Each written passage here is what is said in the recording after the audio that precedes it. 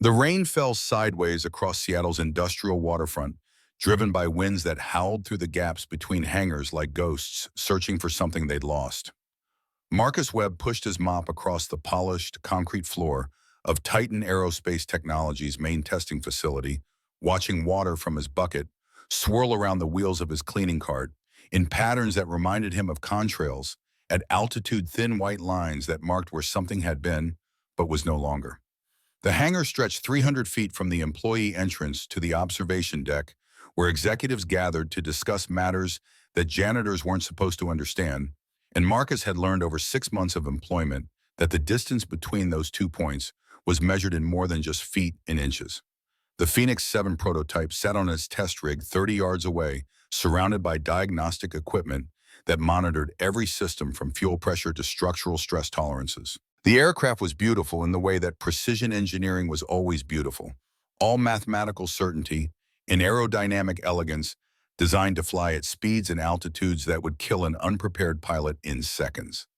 Marcus allowed himself 3 seconds to look at it, 3 seconds to remember what it felt like to have throttle controls respond to his hands and to feel thrust pressing him back into an ejection seat while the earth fell away beneath him, and then he returned his attention to the oil stain that had been there since Thursday when a hydraulic technician had dropped a torque wrench and punctured a pressure line. The stain had set deep into the concrete's porous surface, which meant another 20 minutes on his knees working industrial degreaser into the floor, with circular motions that made his right shoulder burn and his lower back send up warning signals that he'd learned to interpret as the difference between pain he could work through and pain that would put him in bed for 3 days.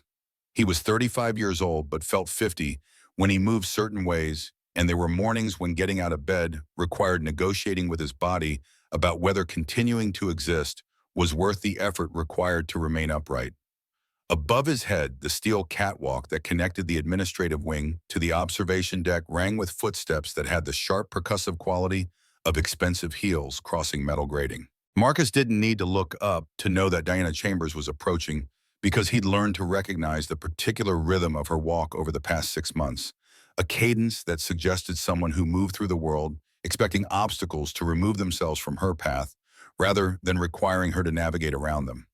She was 32 years old and had inherited Titan Aerospace 8 months ago when her father's heart had stopped beating in the middle of a presentation to the board of directors, and everything about the way she carried herself announced that she was determined to prove she deserved the position through methods that involved being harder and colder and more demanding than anyone who might question whether she belonged there. The group that accompanied Diana consisted of 5 board members whose combined net worth exceeded the GDP of small nations and whose presence in the facility meant something important was happening that Marcus wasn't supposed to care about, because caring required understanding, and understanding required expertise that custodians weren't supposed to possess. They gathered at the observation deck railing directly above where Marcus worked, and he kept his head down and his movement steady, because the first rule of survival when you'd fallen as far as he had was to make yourself part of the building's infrastructure rather than a person who might draw attention.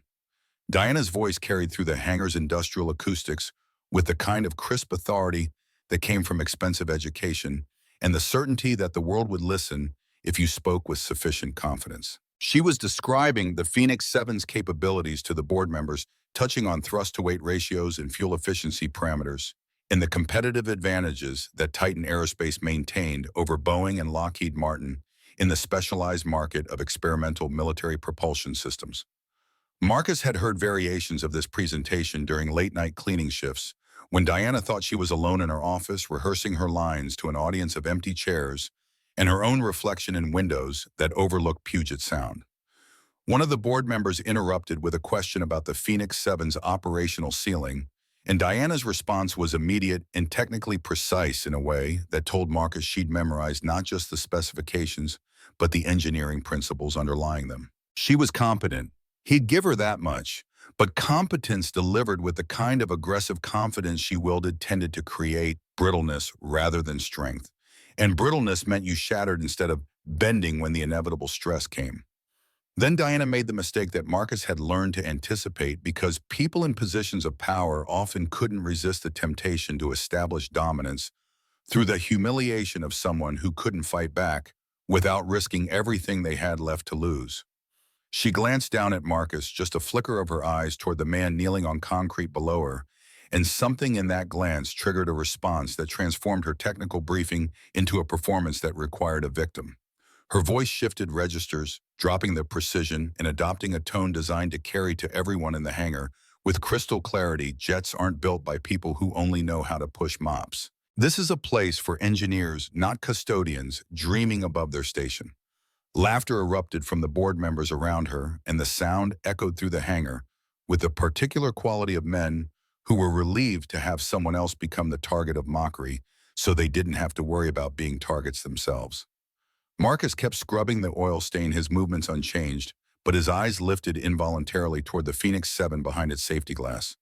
The prototype was mounted at a 30-degree angle to simulate flight orientation, and for 3 seconds, Marcus allowed himself to remember what it felt like to sit in a cockpit at 28,000 feet with nothing between him and the stratosphere except reinforced glass and the absolute certainty that he was exactly where he was supposed to be. The memory ended when his shoulder reminded him that he was kneeling on concrete in a janitor's uniform, while people laughed at the suggestion that he might understand the aircraft whose floors he cleaned, and he pushed the memory down into the same place where he kept everything else that didn't serve any purpose except to make the present more painful by comparison to what he'd lost. He returned his attention to the oil stain and the industrial degreaser, and the knowledge that he had 4 more hours of his shift remaining before he could go home to the apartment where his daughter was waiting for him to help with homework that she probably didn't need help with because she was smarter at 8 than he'd been at 16. In the corner of the hangar, partially concealed behind a stack of equipment crates that were waiting to be cataloged and moved to storage, Emma Webb sat with her back against the concrete wall and her notebook open on her lap. She was 8 years old, with dark hair that fell past her shoulders in waves she refused to let Marcus cut. And she had her mother's eyes, which meant that looking at her sometimes created an ache in Marcus's chest that had nothing to do with spinal fractures or damaged vertebrae. The notebook was filled with drawings of aircraft, not the crude sketches that most 8-year-olds produce, but detailed technical schematics that showed fuel systems and control surfaces and the precise angles of wing configurations that determined whether a plane would fly or fall.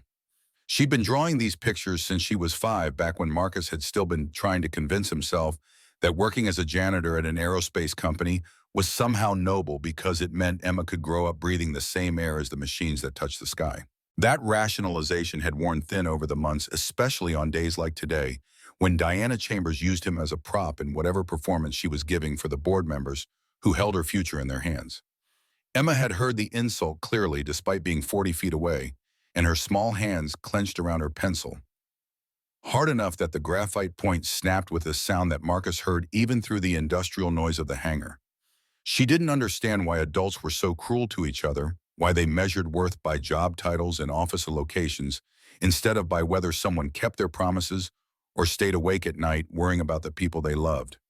Her father had taught her that character mattered more than credentials, but the world seemed determined to teach her something different, and the contradiction was making her angry in ways she didn't have words to express. The board members and Diana moved away from the railing, their footsteps receding toward the observation deck, where comfortable chairs and climate control waited to insulate them from the industrial reality of the hangar floor. Marcus finished with the oil stain and stood slowly, feeling his spine compress and then reluctantly extend as he straightened to his full height. He was 6 feet tall but felt shorter when his back was acting up, and there were days when he wondered whether the pain was his body's way of reminding him that pride had consequences that extended beyond whatever immediate situation had triggered the injury. He collected his cleaning supplies and loaded them onto the cart that he pushed from section to section of the facility, a rolling inventory of mops and buckets and bottles filled with chemicals that promised to remove any stain if you were willing to scrub hard enough and long enough. The cart's wheels squeaked because the bearing on the left front wheel was worn beyond the point where it should have been replaced, and Marcus had mentioned the problem to his supervisor 3 times over the past 2 months without result,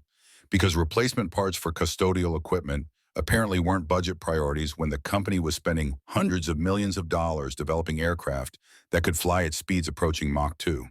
Emma appeared at his elbow without making a sound, her notebook clutched against her chest, and her expression carefully neutral in the way that children learn to hide their emotions when showing them would make things harder for the adults they loved. She didn't say anything about what she'd heard Diana say, and Marcus didn't acknowledge it because there was nothing to say that would make it better or change the fundamental reality that some people had power and some people didn't, and the ones who didn't learn to keep their heads down and their mouths shut if they wanted to keep the jobs that put food on the table.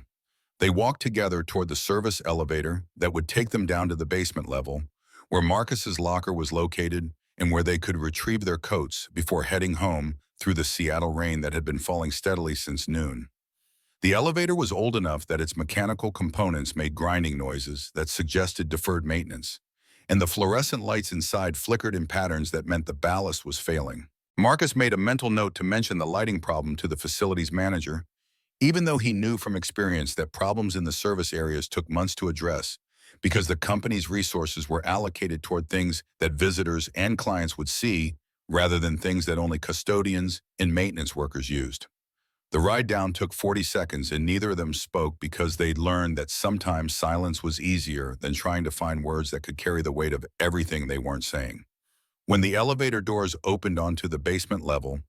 Marcus guided Emma toward his locker while he thought about the fact that he had 3 more hours remaining in his shift and that Mrs. Rosa Alvarez from the apartment next door was probably wondering when they'd be home because she had her own family to worry about and couldn't babysit indefinitely, even though she never complained and never asked for payment beyond the occasional meal that Marcus cooked when he had energy left over after work. The basement locker room was empty because the day shift maintenance crew had already gone home and the night shift wouldn't arrive for another 90 minutes. Marcus opened his locker and retrieved Emma's backpack, which was heavy with textbooks that seemed excessive for a third grader, but which the school insisted were necessary for proper academic development. He also grabbed his own jacket, a weatherproof shell that had been issued to him when he'd first started at Titan Aerospace, and which had the company logo embroidered on the breast pocket like a brand marking him as property. Before they could leave, Marcus's radio crackled to life with the dispatcher's voice requesting that he report to the administrative wing on the 40th floor because someone had spilled coffee in the executive conference room, and it needed to be cleaned immediately before it could stain the imported granite tabletop that had cost more than Marcus earned in 6 months. He acknowledged the request with a voice that was carefully neutral and told Emma that she'd need to wait in the employee break room while he took care of the spill, and she nodded without complaint because she'd learned that complaining didn't change anything except to make her father feel worse about circumstances that were beyond his control. The employee break room on the 40th floor was designed for administrative assistants and junior executives, rather than custodial staff, but no one questioned Emma's presence when Marcus left her there with instructions to work on her homework until he returned. The room had comfortable chairs and a coffee machine that produced espresso drinks instead of the burnt sludge that came from the machine in the basement, and Emma settled into a chair near the window,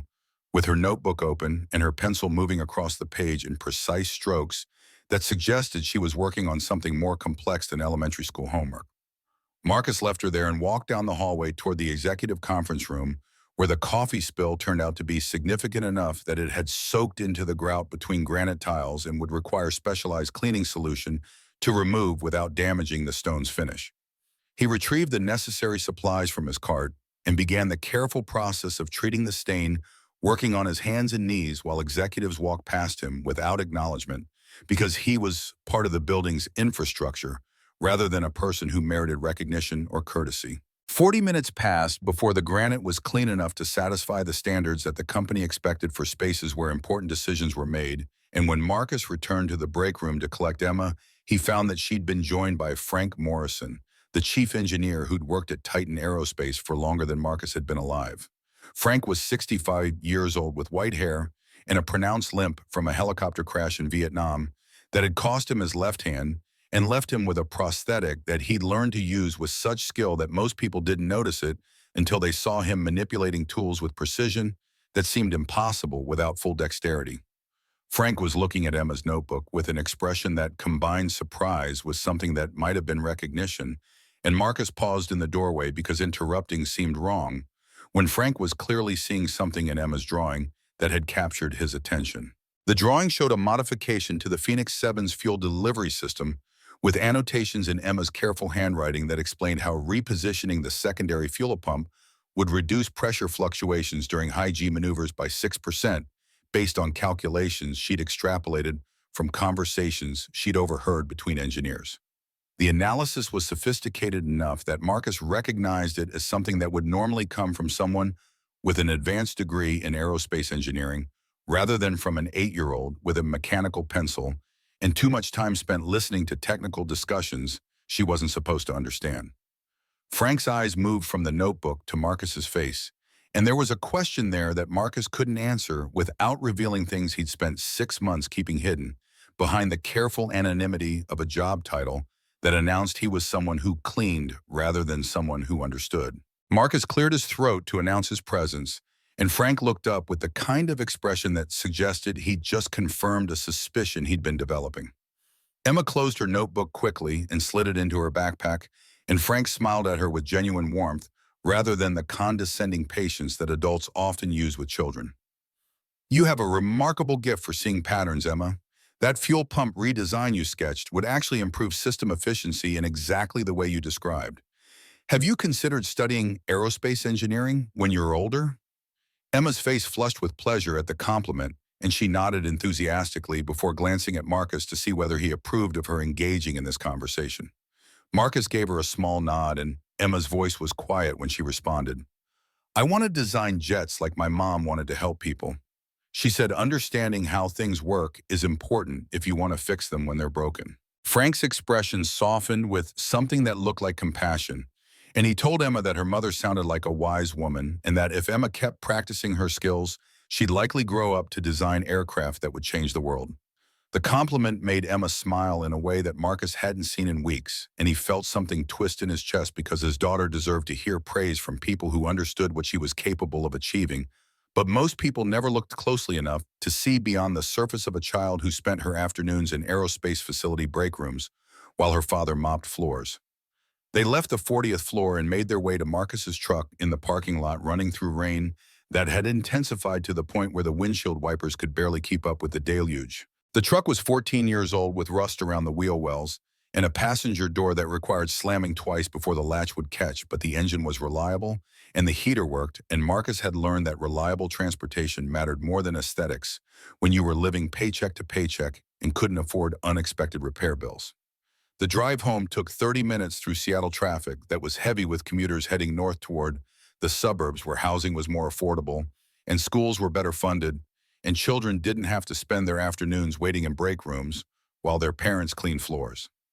Emma sat in the passenger seat with her backpack on her lap and her eyes tracking raindrops as they raced across the window glass, and Marcus drove with the automatic competence that came from having made this journey hundreds of times while his mind worried about things that couldn't be solved by better driving. They lived in Georgetown in a second-floor apartment that cost $1,200 a month and had walls thin enough that they could hear every argument from the neighbors who fought with the kind of regularity that suggested fundamental incompatibility rather than temporary stress. The building was old enough that the elevator hadn't worked in 4 years, which meant climbing stairs that made Marcus's back scream by the time he reached the second-floor landing. The pain was worse today because of the work he'd done on his knees cleaning the conference room floor, and he had to pause at the top of the stairs to let the worst of it pass before he could walk the remaining distance to their apartment door. Mrs. Rosa Alvarez opened her door as soon as she heard their footsteps, her face creased with the kind of worry that grandmothers carried when children in their care were returned later than expected. She was 68 years old and had immigrated from Cuba 43 years ago with her husband, who died of a stroke 3 years before Marcus had moved into the building. Her apartment smelled like the Café Cubano she kept brewing throughout the day, and the faint scent of the candles she burned at a small altar, where photographs of her dead husband watched over the living room with expressions that suggested he'd been a man who smiled easily. Marcus apologized for being late and explained about the conference room spill, and Mrs. Alvarez waved away his apology with a gesture she always used when he tried to thank her for watching Emma. She asked whether they'd eaten dinner, and when Marcus admitted they hadn't, she disappeared into her kitchen and emerged with a container of ropa vieja that she insisted they take because she'd made too much and couldn't possibly eat it all herself, even though Marcus knew she was lying, because she did this at least twice a week and her refrigerator was never as full as she claimed. Inside their own apartment, Marcus heated the ropa vieja while Emma changed out of her school uniform into the comfortable sweatpants she preferred for homework time. The apartment was small enough that Marcus could see into her bedroom from the kitchen, and he watched her hang her uniform in the closet with the same careful precision she applied to everything in her life. She was a tidy child, almost obsessively so, and Marcus suspected it was because disorder made her anxious in ways she couldn't articulate a need for control in a life where too many things felt beyond her ability to influence. They ate dinner at the small table that served as their dining area, in Emma's homework station, and Marcus's workspace for the bills he paid online because stamps cost money and every dollar mattered when you were trying to save for things like winter coats and dental checkups and the upcoming field trip to the Museum of Flight that would cost $42 per student. While they ate, Emma told him about her day at school with the kind of detail that suggested she'd been storing up stories to share, and Marcus listened with the attention he'd learned to give her because these conversations were the best part of his day, the only part where he felt like he was doing something right instead of just surviving. After dinner, Emma settled at the table with her homework, while Marcus cleaned the kitchen and then sat beside her to help with math problems that she probably could have solved faster without his assistance. But she seemed to like having him there, and he liked the quiet companionship of working together on something that had clear answers and predictable outcomes, instead of the messy uncertainty that characterized most of adult life. The math gave way to reading, and Marcus listened as Emma worked through a chapter about a girl who discovered she could communicate with dolphins, her voice confident as she navigated vocabulary words that would have challenged many adults. At 8:30, Marcus told her it was time for bed, and she complied without the arguments that he'd been warned to expect from 8-year-olds, but which Emma had never shown, because she seemed to understand that fighting about bedtime only made things harder for both of them. He tucked her in and sat on the edge of her bed while she asked him to tell her a story about flying, which was a ritual they'd maintained since she was old enough to understand that her father had once done something other than clean floors for a living. He told her about a training flight over the Cascade Mountains when he'd flown low through a valley and startled a herd of elk that had scattered like water drops hitting pavement, their antlers catching sunlight in ways that made them look like they were on fire. He told her about the way clouds look from above when the sun hit them at the right angle and transformed them into landscapes made of light and shadow that seemed more solid than the earth below. He told her about the silence that existed at high altitude when you turned off the radio, and the only sound was your own breathing inside the helmet and the distant whisper of wind against the canopy. When he finished, Emma's eyes were heavy with approaching sleep, and she asked the question she asked every night in different variations, but with the same essential meaning beneath the words. Why did you stop flying? Dad Marcus's throat tightened with the familiar constriction that came whenever this question emerged, and he gave her the answer he always gave. Because it was true, even if it wasn't complete. Sometimes the bravest thing a pilot can do is land, so someone else can take off, sweetheart. Being on the ground doesn't mean you lost the sky. It means you are holding it for someone who needs it more. Emma considered this with the seriousness she brought to everything that mattered, then nodded and closed her eyes. Marcus sat with her until her breathing slowed and deepened into sleep, and then he stood carefully to avoid making the floorboards creak. He left her door open a crack so light from the hallway would reach her if she woke up disoriented, and then he walked to his own bedroom at the end of the hall, where his bed waited with sheets that needed changing, but which he was too tired to deal with tonight. The bedroom was barely large enough for the double bed and the dresser that held his clothes, and the window looked out onto the alley where dumpsters were kept, and where the neighbor's cat spent most nights hunting rats with the kind of focused determination that Marcus found admirable.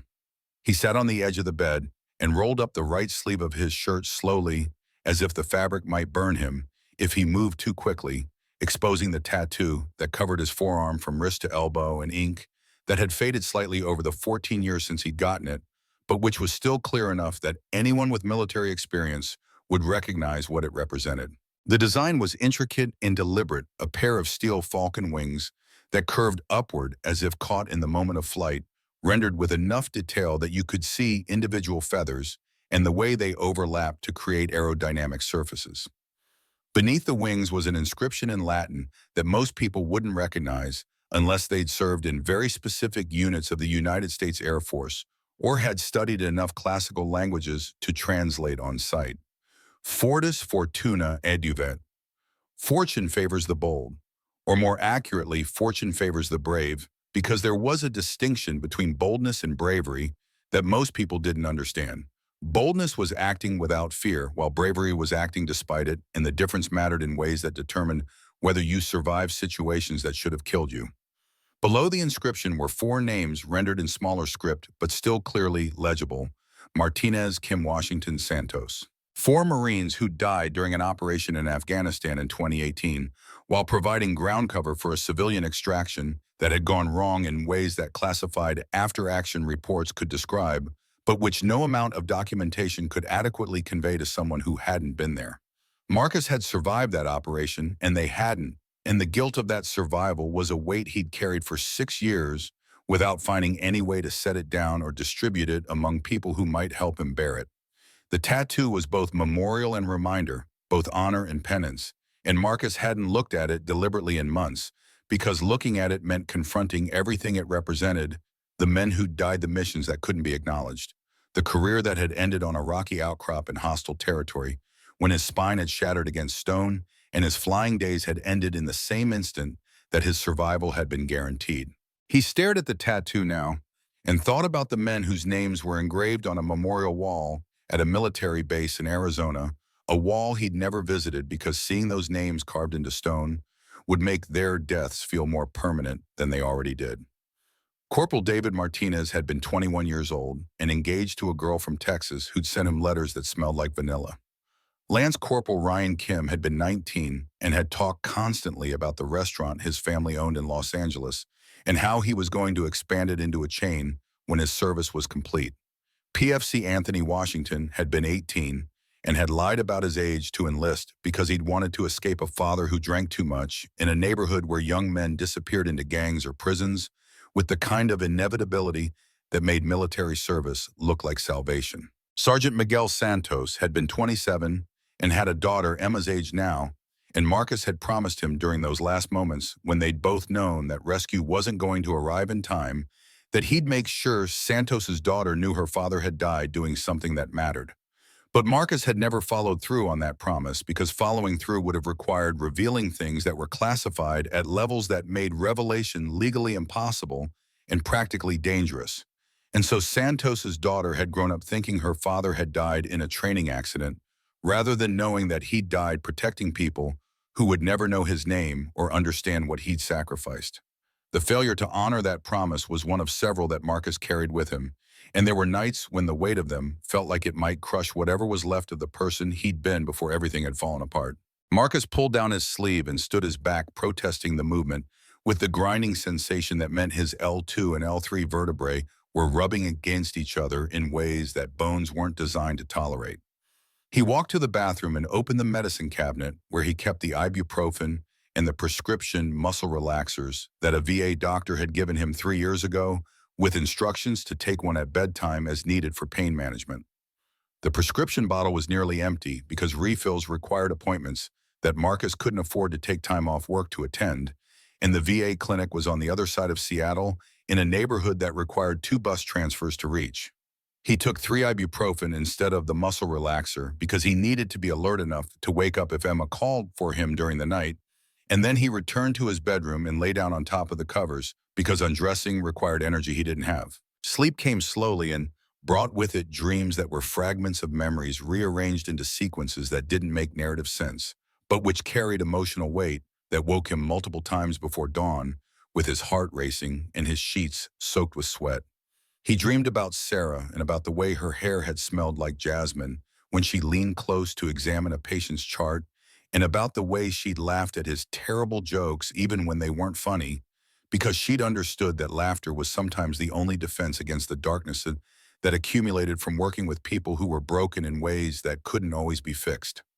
He dreamed about the hospital room where she died, and about the way her hand had felt in his when she'd made him promise to let Emma fly to give their daughter the sky that Sarah wouldn't live to see, and about how that promise had become the anchor that kept him from drifting away entirely when everything else felt pointless. He dreamed about Afghanistan and about Captain Jake Torres's voice crackling over the radio with the kind of forced calm that pilots used when they knew they were about to but wanted their last words to sound professional, rather than terrified. He dreamed about the Taliban rocket-propelled grenade that had hit his F-16's tail section and about the violence of ejecting from an aircraft that was already too low for safe ejection, about the parachute deploying, but not having enough altitude to fully arrest his descent, about the rocky outcrop that had stopped his fall by shattering his spine in ways that the doctors had said should have killed him, or at least paralyzed him permanently. When his alarm went off at 5:30, Marcus woke feeling like he'd spent the night fighting instead of resting, which was probably accurate because the dreams had been vivid enough that his brain hadn't gotten the recovery it needed. He showered in water that was never quite hot enough because the building's water heater was undersized for the number of units, and he dressed in the uniform that Titan Aerospace provided to custodial staff, a dark blue jumpsuit with his name embroidered on the breast pocket and the company logo on the back. The jumpsuit was designed for utility rather than appearance, with multiple pockets for carrying and cleaning supplies and reinforced knees that were supposed to protect against wear, but which never quite prevented the fabric from eventually thinning and tearing. Emma was already awake when he emerged from his bedroom, sitting at the table with a bowl of cereal and her notebook open beside her breakfast. She was working on a new drawing, this one showing what appeared to be a theoretical modification to the Phoenix 7's thrust vectoring system that would improve maneuverability during high-speed turns. Marcus didn't ask where she'd learned about thrust vectoring, because the answer was that she learned things from listening to conversations between engineers and from reading technical manuals that were probably supposed to be confidential, but which were left lying around in break rooms and on desks where curious 8-year-olds could find them. He made coffee in the ancient percolator that had belonged to Sarah and which produced coffee that was stronger than it needed to be, but which had the advantage of being cheap enough that Marcus didn't feel guilty about drinking 4 cups before leaving for work. The coffee was terrible but effective, and by the time he'd finished the 4th cup, his brain had achieved something approximating functional awareness, even if his body was still protesting yesterday's exertion. Mrs. Alvarez knocked on the door at 6:15, which was earlier than her usual time, and she explained that she had a medical appointment at 8 and needed to leave by 7:30 to catch the bus that would get her to the clinic on time. Marcus thanked her and assured her that he'd be able to drop Emma at school before his shift started, and Mrs. Alvarez looked relieved because she'd clearly been worried about asking for this accommodation, even though Marcus had told her repeatedly that she should never hesitate to let him know when her own needs conflicted with watching Emma. After Mrs. Alvarez left, Marcus helped Emma pack her backpack and made sure she had her lunch money and her homework and the permission slip for the Museum of Flight field trip that required his signature and $42 that he'd have to figure out how to budget from his next paycheck without shorting the rent or the electricity bill. They left the apartment at 6:45 and climbed into the truck, which started on the 3rd attempt and settled into the rough idle that meant the spark plugs probably needed replacing within the next few weeks if Marcus wanted to avoid being stranded somewhere at an inconvenient time. The drive to Emma's school took 20 minutes through neighborhoods that were still mostly asleep, and Marcus watched his daughter from the corner of his eye as she stared out the window at the city waking up around them. She was quiet this morning, more withdrawn than usual, and he wondered whether yesterday's incident at Titan Aerospace was bothering her more than she'd admitted. Children were resilient in ways that adults had forgotten how to be, but resilience didn't mean invulnerability. And Marcus worried about what lessons Emma was learning from watching her father accept humiliation without defending himself. When they reached the school, Marcus walked her to the entrance because district safety policies required parental supervision for drop-off, even though Emma was responsible enough that she could probably have found her way to the moon if given adequate instructions. Before she went inside, she turned and hugged him with the fierce intensity that children used when they were trying to communicate things they didn't have words for. And Marcus hugged her back and told her that he loved her and that he'd see her after school when Mrs. Alvarez brought her to the facility.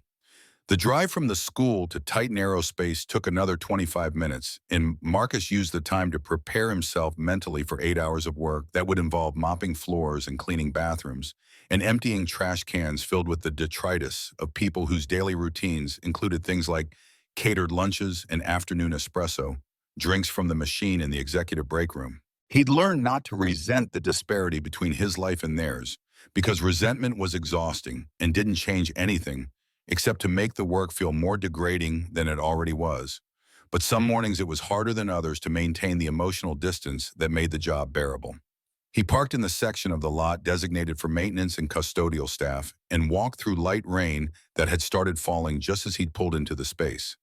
The employee entrance required scanning his badge, which was printed with a photo from his first day of work that showed him trying to smile even though he'd felt like taking this job was an admission of failure that he'd spend the rest of his life trying to rationalize to himself and anyone else who asked what had happened to the promising career he'd once had. The custodial supervisor's office was located in the basement near the supply closets, and Marcus checked in to receive his assignment for the day. The supervisor was a man named Carl Peterson, who'd worked in building maintenance for 30 years and who treated his staff with the kind of brusque fairness that suggested he remembered what it was like to be at the bottom of an organizational hierarchy where your value was measured by how well you cleaned up other people's messes. Carl handed Marcus a clipboard with the day's tasks written in careful block letters, and Marcus scanned the list while Carl explained that there was a board meeting scheduled for 10 a.m. and that the executive conference room needed to be spotless because the board members were discussing the upcoming Pentagon demonstration and couldn't afford to be distracted by anything less than perfect surroundings. Marcus acknowledged the instructions and collected his cleaning cart from the storage room, checking to make sure it was stocked with the supplies he'd need for the tasks ahead. The routine was familiar enough that he could perform it without conscious thought, which was useful because it allowed his mind to wander to things that mattered more than whether he had enough disinfectant to clean 12 bathrooms or whether the paper towel dispensers on the third floor needed refilling.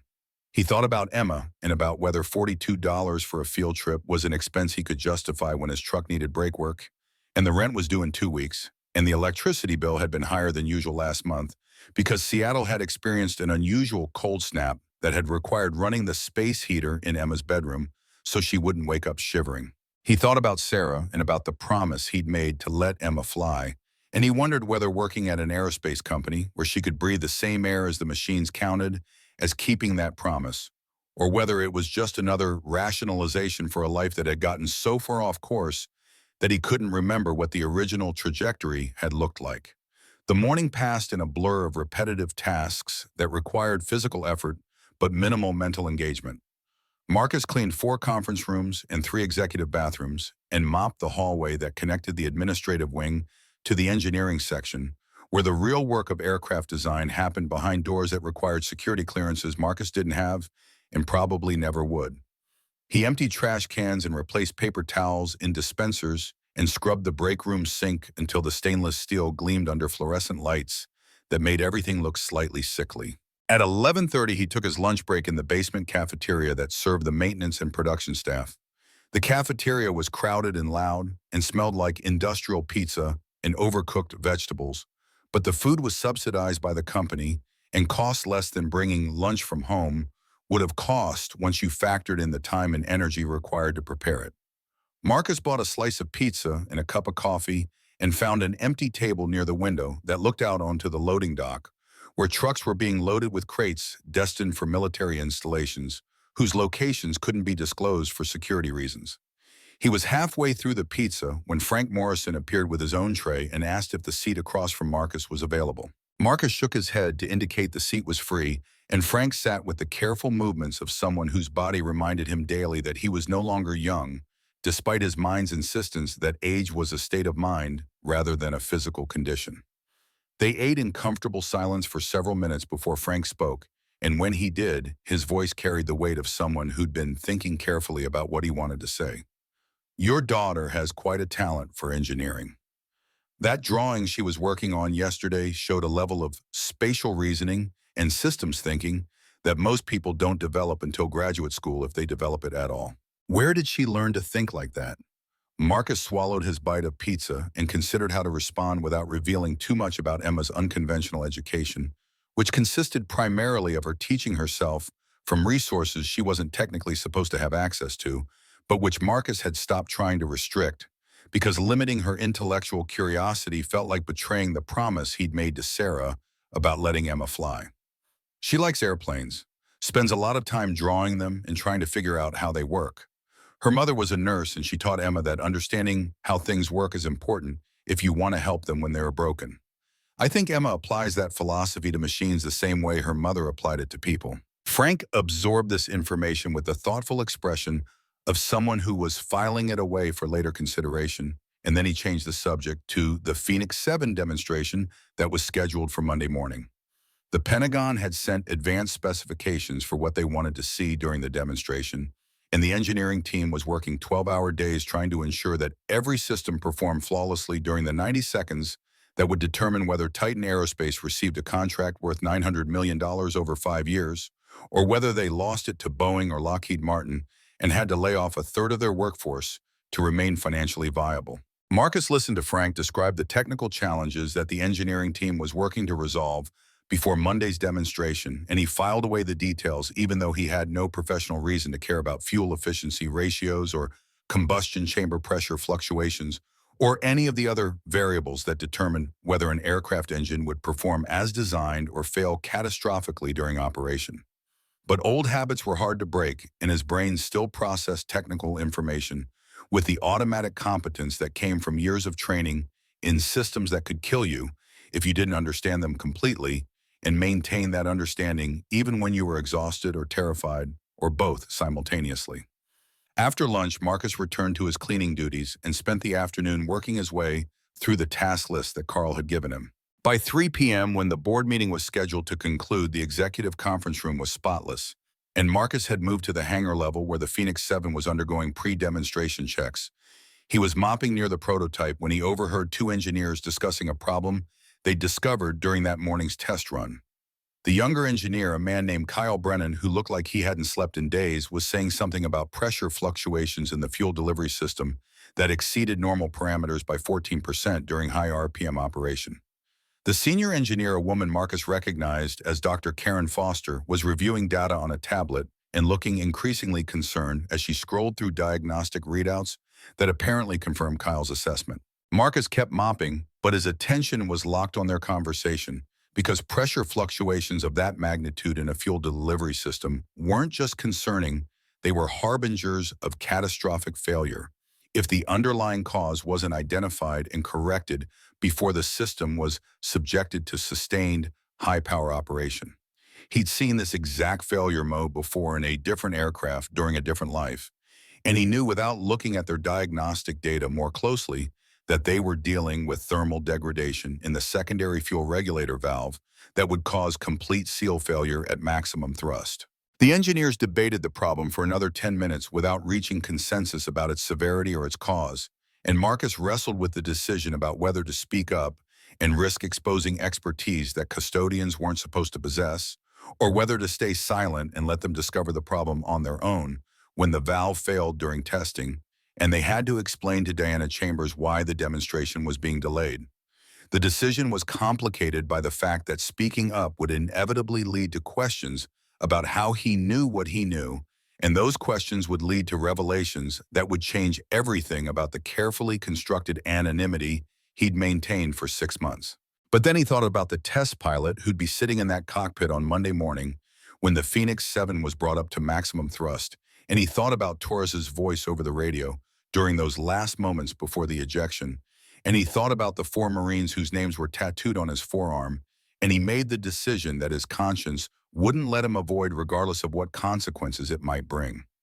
He set down his mop and walked toward the engineers with his heart rate elevated and his mouth dry, because this was the moment when invisibility ended and whatever came next began, and there was no way to know whether what came next would be better or worse than what he was leaving behind. Butter and Kajal stopped talking when they noticed him approaching, and their expressions shifted from intense focus on their problem to polite confusion about why a custodian was interrupting a technical discussion. Marcus's voice was steadier than he felt when he spoke. "Excuse me, I think I know what's causing your pressure fluctuations." Metrics word count, it was 9 and 473 words, was target, it was 18,000, 20,000. Status, it continuing to target. The silence that followed Marcus's interruption was the kind of silence that occurred when social boundaries had been crossed, and no one was quite sure whether to acknowledge the transgression or pretend it hadn't happened. Dr. Karen Foster's expression shifted from polite confusion to something that might have been irritation or might have been genuine curiosity, and Kyle Brennan exchanged a glance with the other junior engineers who'd gathered around the diagnostic terminal to watch the troubleshooting process. Marcus felt the familiar weight of self-consciousness that came from being seen when you'd spent months perfecting the art of making yourself part of the background rather than a person who merited attention. But the pressure in his chest had transformed into something that felt like obligation rather than mere discomfort. An obligation was harder to ignore than fear of consequences. He'd spent 6 months watching engineers work through problems that ranged from trivial to potentially fatal, and he kept his observations to himself because offering them would have required explanations he couldn't provide without revealing classified information about missions that officially hadn't happened and aircraft systems he officially had no experience with. But this was different because this was a problem that would kill someone if it wasn't addressed, and Marcus had accumulated enough deaths in his past that adding another one to the list, especially a preventable one, felt intolerable in ways that transcended his concerns about maintaining anonymity or avoiding questions about his background. The Marines whose names were tattooed on his forearm hadn't had the luxury of being saved by someone who recognized the danger signs before catastrophe occurred, but the test pilot who'd be flying the Phoenix 7 on Monday morning did have that luxury if Marcus was willing to provide it. Dr. Foster was the first to respond, and her voice carried the kind of measured patience that people used when they were trying to be polite to someone they didn't want to offend, but also didn't want to encourage. I appreciate your concern, but these are complex technical issues that require specialized knowledge to interpret correctly. The pressure fluctuations we're seeing are within established tolerances for this stage of development, even if they're higher than we'd prefer. Marcus had expected this response, and he'd already decided that if they dismissed him immediately without listening, he'd walk away and let them discover the problem on their own when the valve failed during final testing, and they had to scramble to explain to the board of directors why the demonstration couldn't proceed as scheduled. But something in Dr. Foster's tone suggested that she was keeping the door open a crack, that she was willing to listen if he could demonstrate that he had something worth saying that went beyond a custodian's general concern about safety. The secondary fuel regulator valve in your system has thermal scoring on the valve seat. It's not sealing properly at temperature extremes. You're seeing pressure bypass during the cold start phase that correlates with the fluctuations in your diagnostic data. When you bring the engine up to operational temperature under sustained load, the valve seat will expand unevenly because the thermal degradation has created stress points in the material. At maximum thrust, those stress points will propagate until the seat fractures completely, and you'll get catastrophic fuel system failure within 90 seconds of reaching full power. The specificity of his diagnosis created a different kind of silence, one that had nothing to do with social boundaries and everything to do with the fact that he just described a failure mode that required intimate understanding of the Phoenix 7's fuel system architecture and experience with similar failures in comparable systems. Kyle Brennan stepped forward, and his expression had shifted from confusion to something that looked like recognition mixed with suspicion.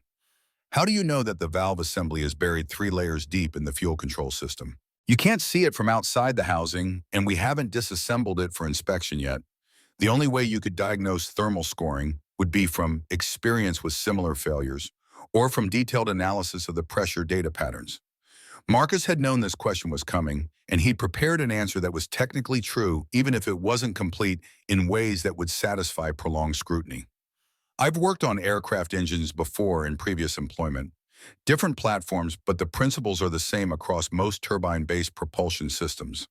The pressure oscillation pattern you're seeing is characteristic of thermal degradation in bypass valves. The amplitude and frequency of the fluctuations tell you that the valve seat is contracting unevenly during temperature cycling, which creates gaps that allow fuel to bypass the pressure regulation system. When you heat the system under load, the valve seat expands, but it won't expand evenly because the thermal deformation has created regions of differential stress concentration that will propagate until structural failure occurs.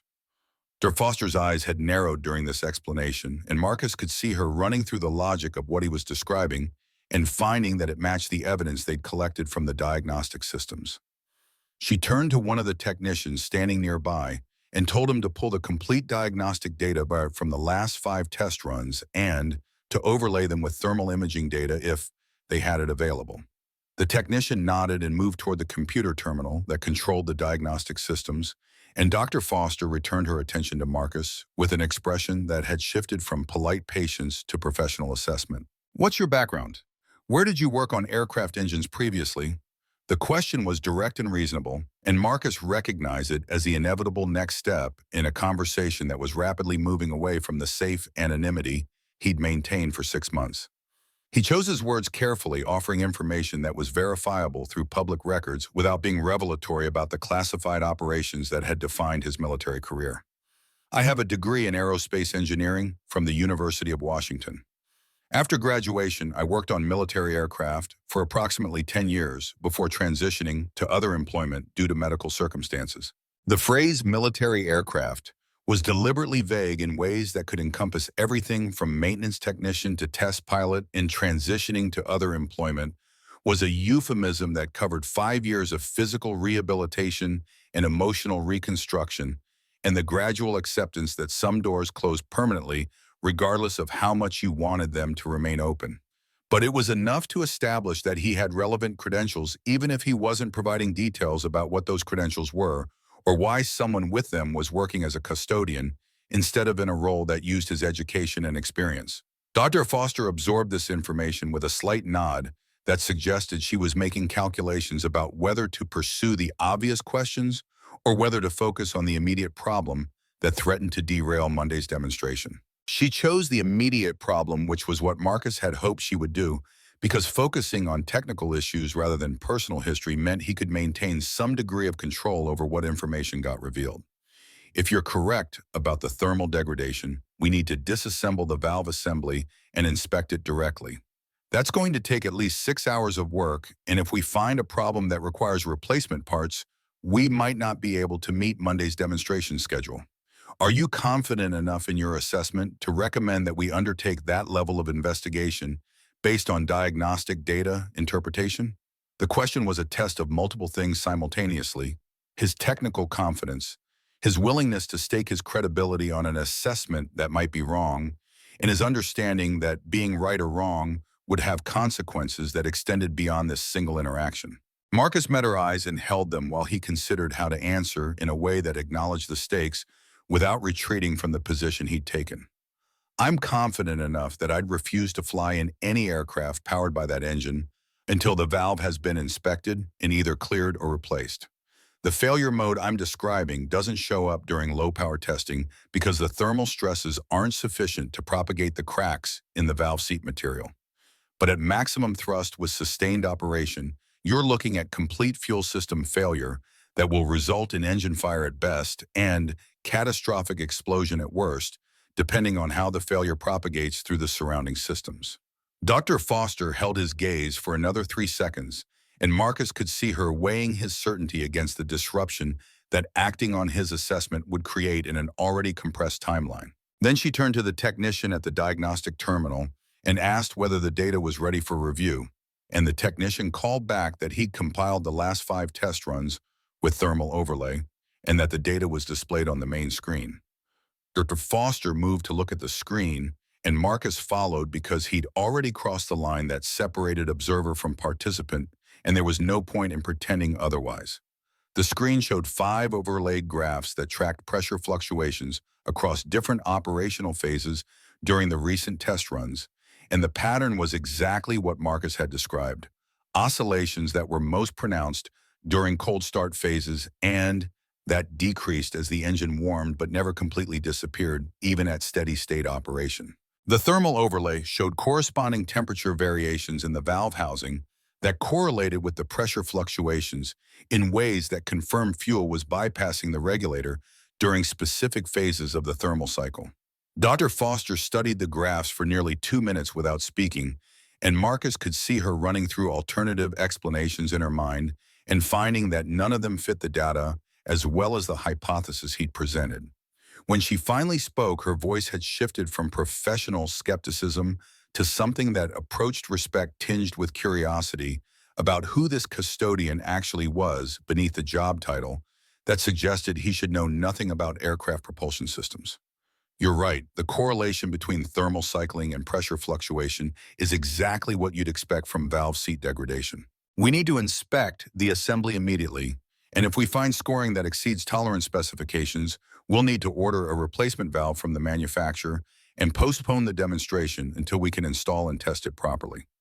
She turned to Kyle and gave instructions to begin the disassembly process immediately, and then she looked at Marcus with an expression that combined gratitude with the kind of questions that he could see forming behind her eyes. Questions about how a custodian knew things that most engineers with advanced degrees wouldn't have known without direct experience with this specific failure mode.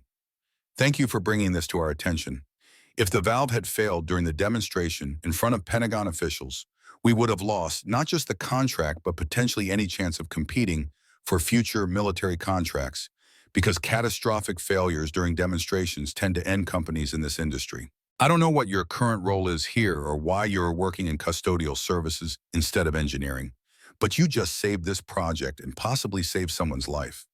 Marcus nodded acknowledgement, but didn't respond verbally because there was nothing to say that wouldn't lead to more questions, and he was already regretting the exposure that this conversation had created, even as he recognized that the alternative would have been unconscionable. He returned to his cleaning cart and resumed mopping the floor, but he was aware of the engineers watching him with expressions that suggested they were reevaluating their assumptions about who he was and why someone with his knowledge was working in a role that seemed incongruent with his expertise.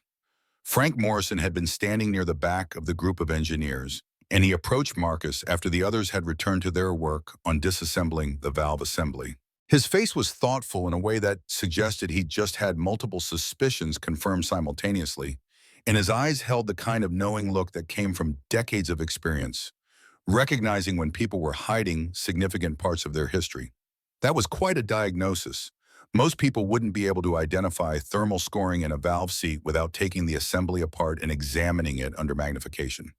You must have seen this specific failure mode before, probably multiple times, to recognize the diagnostic signature with that level of confidence. Marcus continued mopping, and his voice was deliberately neutral when he responded, because neutral was safer than defensive and safer than explanatory. I've seen a lot of things fail in aircraft engines over the years. After enough experience, you learn to recognize the patterns that indicate specific failure modes even before the physical evidence becomes visible. Frank nodded slowly, and his expression suggested he was filing away this information along with everything else he'd observed about Marcus over the past few weeks. He didn't push for more details, which Marcus appreciated, because he wasn't sure how much longer he could maintain the deflections before someone asked a question that couldn't be answered without revealing things that were supposed to remain classified or at least private enough that they didn't become topics of workplace discussion. The rest of the afternoon passed with a different quality of attention than Marcus was accustomed to experiencing.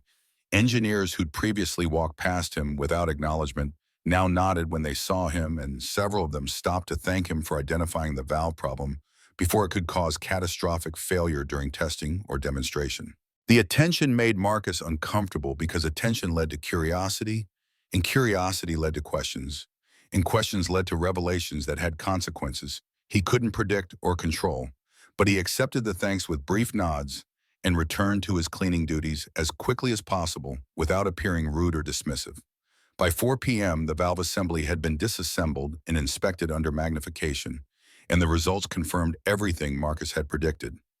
The valve seat showed clear evidence of thermal scoring, with stress fractures radiating from 3 distinct points where the material had contracted unevenly during temperature cycling. The damage was severe enough that replacement was mandatory rather than optional, and Dr. Foster called an emergency meeting with the senior engineering staff to discuss options for sourcing a replacement valve and revising the demonstration schedule. The consensus that emerged from the meeting was that they needed to order a new valve assembly from the manufacturer, and that delivery would take at least 7 days, even with expedited shipping, which meant postponing Monday's demonstration by at least a week and possibly longer, depending on how long installation and testing required. Dr. Foster drafted a memo to Diana Chambers explaining the situation and recommending the postponement, and the memo included a paragraph acknowledging that the problem had been identified by a member of the custodial staff whose technical expertise had prevented what would have been a catastrophic failure during the Pentagon demonstration. Diana Chambers was informed of the delay while Marcus was cleaning bathrooms on the 40th floor, and she called an emergency meeting with the board members to discuss the implications for their contract negotiations with the Pentagon. Marcus wasn't present for that meeting, but he heard about it afterward from Carl Peterson, who'd heard about it from one of the administrative assistants who'd been taking notes. According to the assistant, Diana had been visibly angry about the delay, but had acknowledged that discovering the problem before the demonstration was infinitely preferable to having the engine fail in front of Pentagon officials and defense contractors who were looking for any excuse to award the contract to a competitor. Gerald Ashford, the VP of Operations, who'd been among the board members during yesterday's tour that had resulted in Marcus's public humiliation, had apparently used the meeting as an opportunity to question Diana's leadership and to suggest that better project management would have identified the valve problem during earlier stages of development rather than discovering it 4 days before a critical demonstration. The assistant reported that Diana had responded by pointing out that the problem had been identified by someone that Gerald himself had been present to witness being mocked as unqualified to understand complex systems, and that perhaps Gerald's judgment about people's competence wasn't as reliable as he thought it was. Marcus heard this account while he was emptying trash cans in an executive office, and he felt a complicated mixture of satisfaction and concern, because Diana's defense of him would likely make Gerald Ashford pay more attention to who Marcus was and why he'd been able to diagnose a problem that had eluded the engineering team. Attention from someone like Gerald was potentially dangerous because people in positions of power tended to use that power to eliminate threats to their status, and Marcus had just inadvertently positioned himself as someone whose competence made Gerald look incompetent by comparison to his own judgment. He pushed the concern aside and focused on finishing his shift so he could pick up Emma from Mrs. Alvarez's apartment and take her home for dinner and homework and the evening ritual of flying stories that helped her fall asleep. But as he worked, he was aware of the fact that something fundamental had shifted in his carefully maintained invisibility, and that the shift was probably irreversible, regardless of how much he might wish he could return to being someone that people looked through rather than at. At 6 p.m., Marcus clocked out and drove to Mrs. Alvarez's apartment, where he found Emma sitting at the kitchen table working on a drawing that showed a modified version of the Phoenix 7's fuel system with annotations that explained how repositioning certain components would reduce thermal stress during operational cycling. The sophistication of the analysis made Marcus's chest tighten because his 8-year-old daughter was solving engineering problems that professional engineers with advanced degrees would struggle with, and he had no clear path for helping her develop that gift without exposing her to the kind of scrutiny that would raise questions about where she'd learned to think with this level of technical sophistication. Mrs. Alvarez noticed his expression and offered him Café Cubano with the gentle insistence that elderly Cuban women used when they decided someone needed taking care of whether they wanted it or not. Marcus accepted the coffee and sat at the table while Emma explained her drawing in detail that demonstrated she understood not just what she was proposing, but why it would work and what trade-offs it would require. When she finished her explanation, Marcus told her that her solution was elegant and that the engineers at Titan Aerospace would be lucky to have someone with her insight working on their project someday. They thanked Mrs. Alvarez and returned to their own apartment, and Marcus heated leftover ropa vieja for dinner, while Emma set the table with the careful precision she brought to everything she did.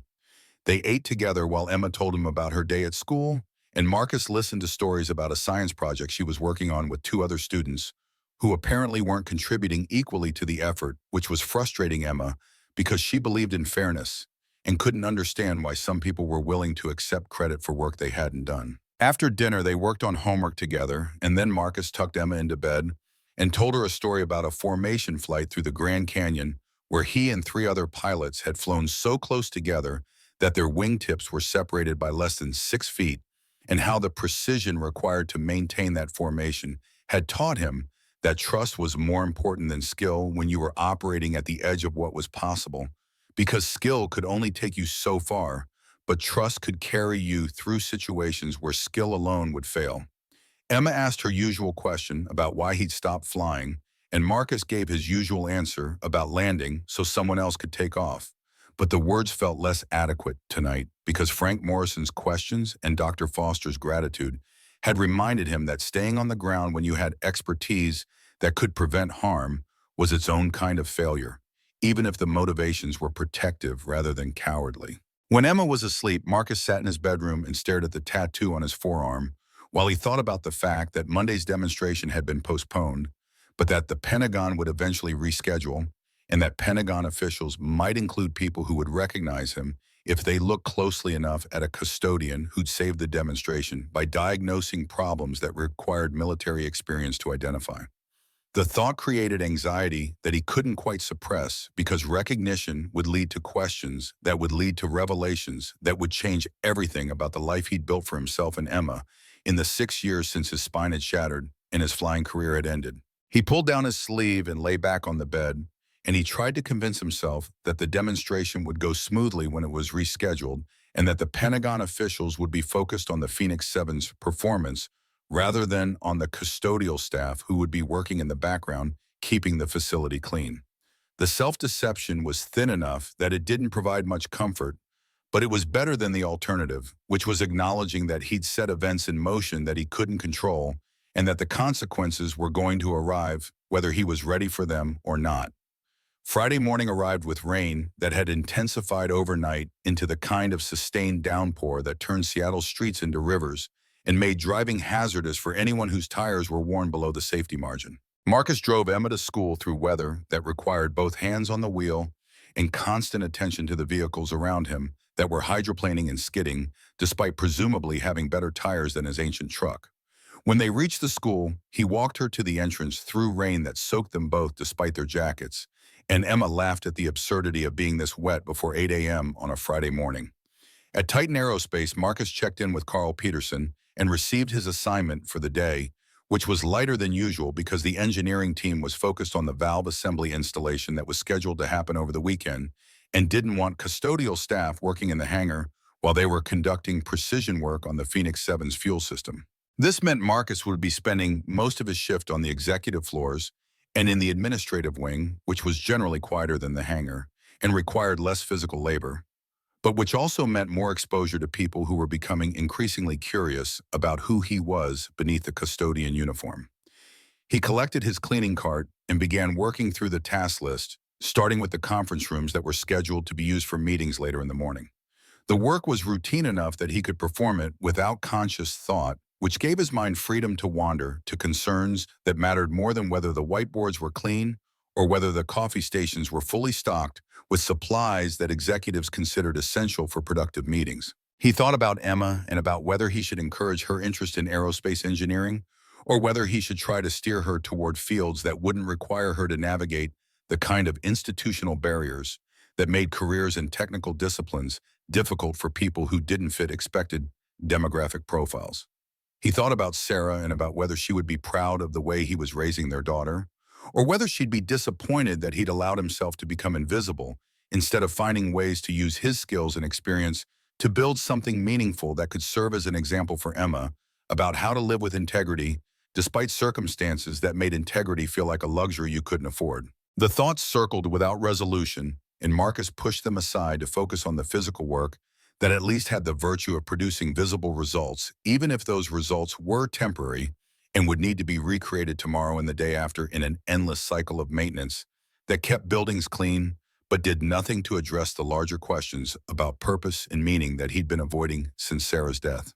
By noon, he'd cleaned 8 conference rooms and 4 bathrooms and had mopped the hallway that connected the executive offices to the engineering wing, where the real work of aircraft design happened behind security doors that Marcus's badge couldn't open. He took his lunch break in the basement cafeteria that served maintenance and production staff,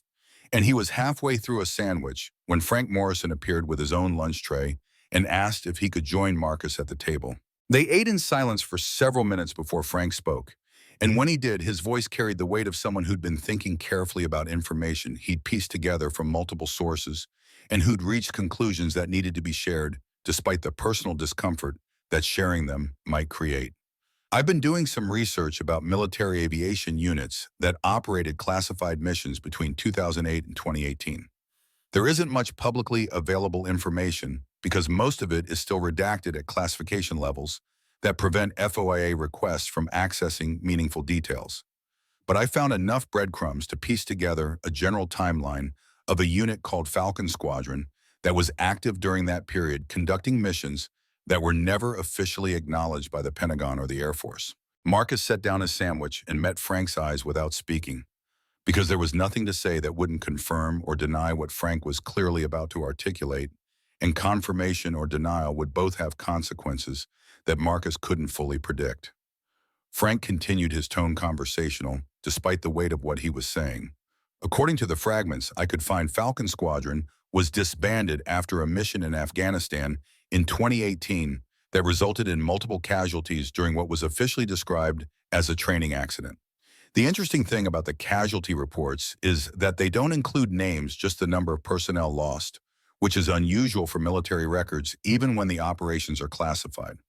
It's almost like they wanted to create uncertainty about who actually died and who might have survived but needed to disappear for operational security reasons. The implication hung between them across the cafeteria table, and Marcus felt the familiar tension that came from being close to a revelation that could change everything about his carefully constructed present. He chose his words with the same precision he'd once used when communicating with air traffic control in hostile airspace. "Why are you telling me this?" Frank's expression softened slightly, and when he spoke, his voice carried genuine compassion, rather than the prosecutorial edge that Marcus had been bracing himself against. "Because I think you're carrying burdens that you shouldn't have to carry alone, and because I think you've been invisible for long enough that it's starting to damage you in ways that will eventually damage your daughter too. I don't know your whole story, and I don't need to know it unless you decide you want to tell me. But I do know that someone with your expertise and your character deserves better than to spend his life cleaning floors while people like Gerald Ashford treat him like he's beneath notice." Marcus felt something crack inside his chest, a fissure in the armor he'd built around himself over 6 years of pain and loss and rehabilitation, both physical and emotional. He wanted to tell Frank everything, to share the weight of memories that woke him up at 3 a.m., and the guilt that came from having survived when other men had died, and the fear that he'd never be able to give Emma the life she deserved because he'd made choices that had closed doors that could never be reopened.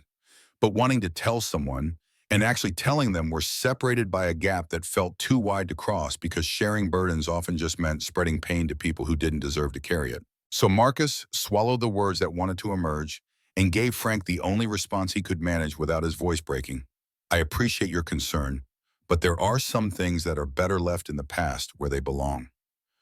Frank nodded slowly, as if he'd expected this response and wasn't particularly surprised by it. "Fair enough, but the offer stands if you ever change your mind." And for what it's worth, Jonathan Chambers, Diana's father and the founder of this company, kept journals where he wrote about people and events that mattered to him. "I was his closest friend for 30 years, and after he died, his lawyer gave me access to some of his personal papers because Jonathan had specified in his will that I should have them." Marcus's chest tightened at the mention of Jonathan Chambers, and he had to consciously control his breathing to prevent the surge of emotion that threatened to overwhelm his carefully maintained composure. Frank continued. "One of Jonathan's journal entries from August 2010 describes an emergency landing in Nevada where a pilot saved his life during a sandstorm while he was testing an experimental drone system for the military. Jonathan spent years trying to find that pilot because he wanted to thank him properly and possibly offer him a position here at Titan Aerospace where his skills would be valued. But the military told Jonathan the pilot was dead killed in a training accident with no remains recovered because the crash and subsequent fire had been too destructive. The words hit Marcus like rounds from a 30-millimeter cannon, and he felt the ground shift beneath him as the careful separation he'd maintained between his past and his present collapsed into something he couldn't control or compartmentalize. Frank was watching him with the kind of attention that missed nothing, and Marcus knew that whatever he said next or didn't say would confirm or deny the connection that Frank had already made through some combination of research and intuition. He chose silence, which was its own form of confirmation, and Frank nodded as if Marcus had spoken volumes. "Jonathan would have wanted you to know that he never forgot what you did for him and that he considered it one of the defining moments of his life. He built this company on the belief that people who were brave enough to risk everything to save others deserved to work in environments that respected that courage. I think he'd be disappointed to learn that his daughter has been treating you the way she has, and I think he'd want someone to do something about it." Marcus's throat was too tight to respond, and he was grateful when Frank stood and collected his tray and left the table without requiring any further conversation that Marcus wasn't capable of having without breaking down entirely. He sat alone in the cafeteria for another 15 minutes, trying to process the fact that Jonathan Chambers had known who saved him and had spent years looking for Marcus, even after being told that Marcus was dead, and that Jonathan had wanted to thank him and offer him a position where his expertise would be valued instead of hidden behind a custodian's uniform. The knowledge created a sense of obligation that Marcus didn't know how to fulfill, because fulfilling it would require revealing himself in ways that would expose Emma to attention that she didn't need and that Marcus couldn't protect her from once it started. But the alternative was to continue hiding, and hiding suddenly felt like a form of dishonor toward a man who'd valued courage enough to build a company around it, and who'd apparently believed that the pilot who'd saved him deserved better than to disappear into whatever shadows the military had created to protect classified operations.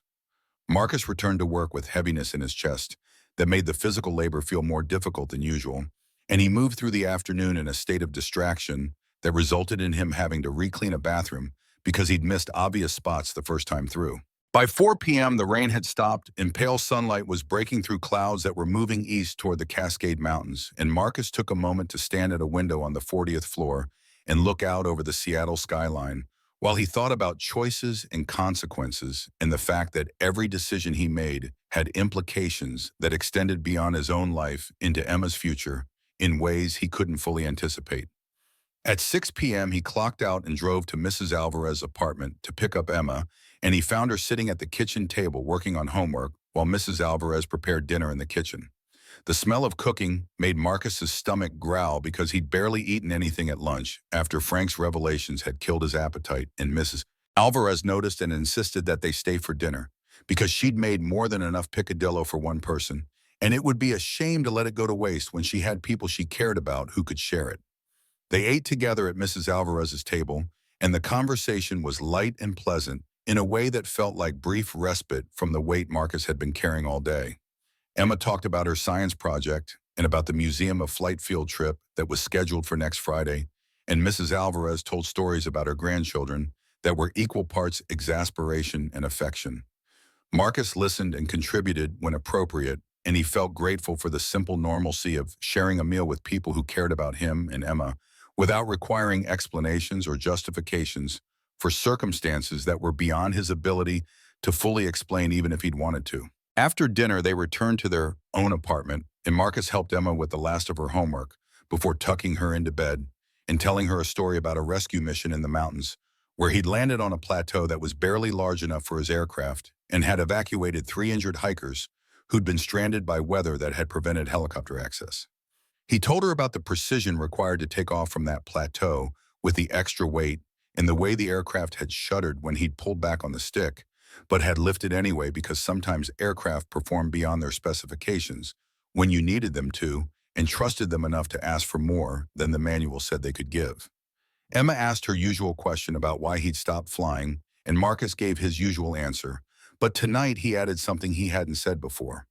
Sometimes the sky comes to you in different ways, sweetheart. I'm not flying anymore, but you're learning about aircraft and how they work. And when you design jets someday, that'll be me flying through you in a way I never could have managed on my own. Emma considered this with her characteristic seriousness, then nodded and closed her eyes. Marcus sat with her until she was deeply asleep,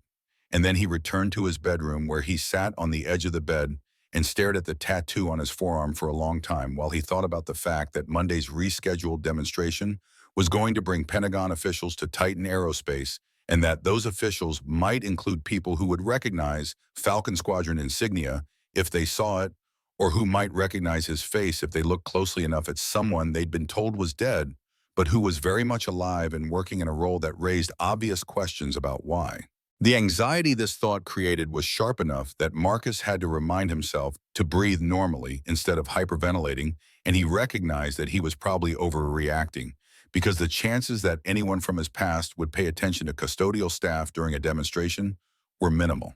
But minimal wasn't zero, and the consequences of recognition were potentially severe enough that Marcus spent most of the night lying awake, worrying about scenarios that probably wouldn't happen, but which felt vividly possible in the darkness when fear had room to expand without the constraints that daylight imposed.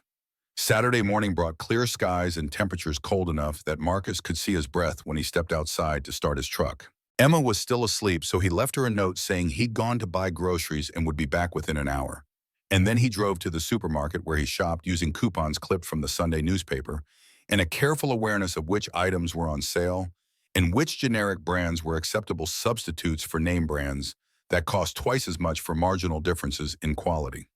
The shopping took 45 minutes because Marcus was thorough about comparing prices and calculating whether buying larger quantities of items that wouldn't expire before they could be used and was more economical than buying smaller quantities that cost more per unit, but which meant less money spent up front. He bought ingredients for the week's meals and Emma's lunch supplies and the permission slip money for the field trip, and when he reached the checkout counter, the total came to $98.43, which was within the budget he'd allocated, but close enough to the limit that it reminded him how thin the margin was between making it work and coming up short. When he returned home, Emma was awake and eating cereal at the table, and she helped him put away groceries with the efficiency of someone who'd learned that participating in household tasks was part of being a family rather than an optional activity. After the groceries were stored, Marcus suggested they spend the afternoon at the Museum of Flight, even though the official field trip wasn't until next week because he wanted to give Emma the experience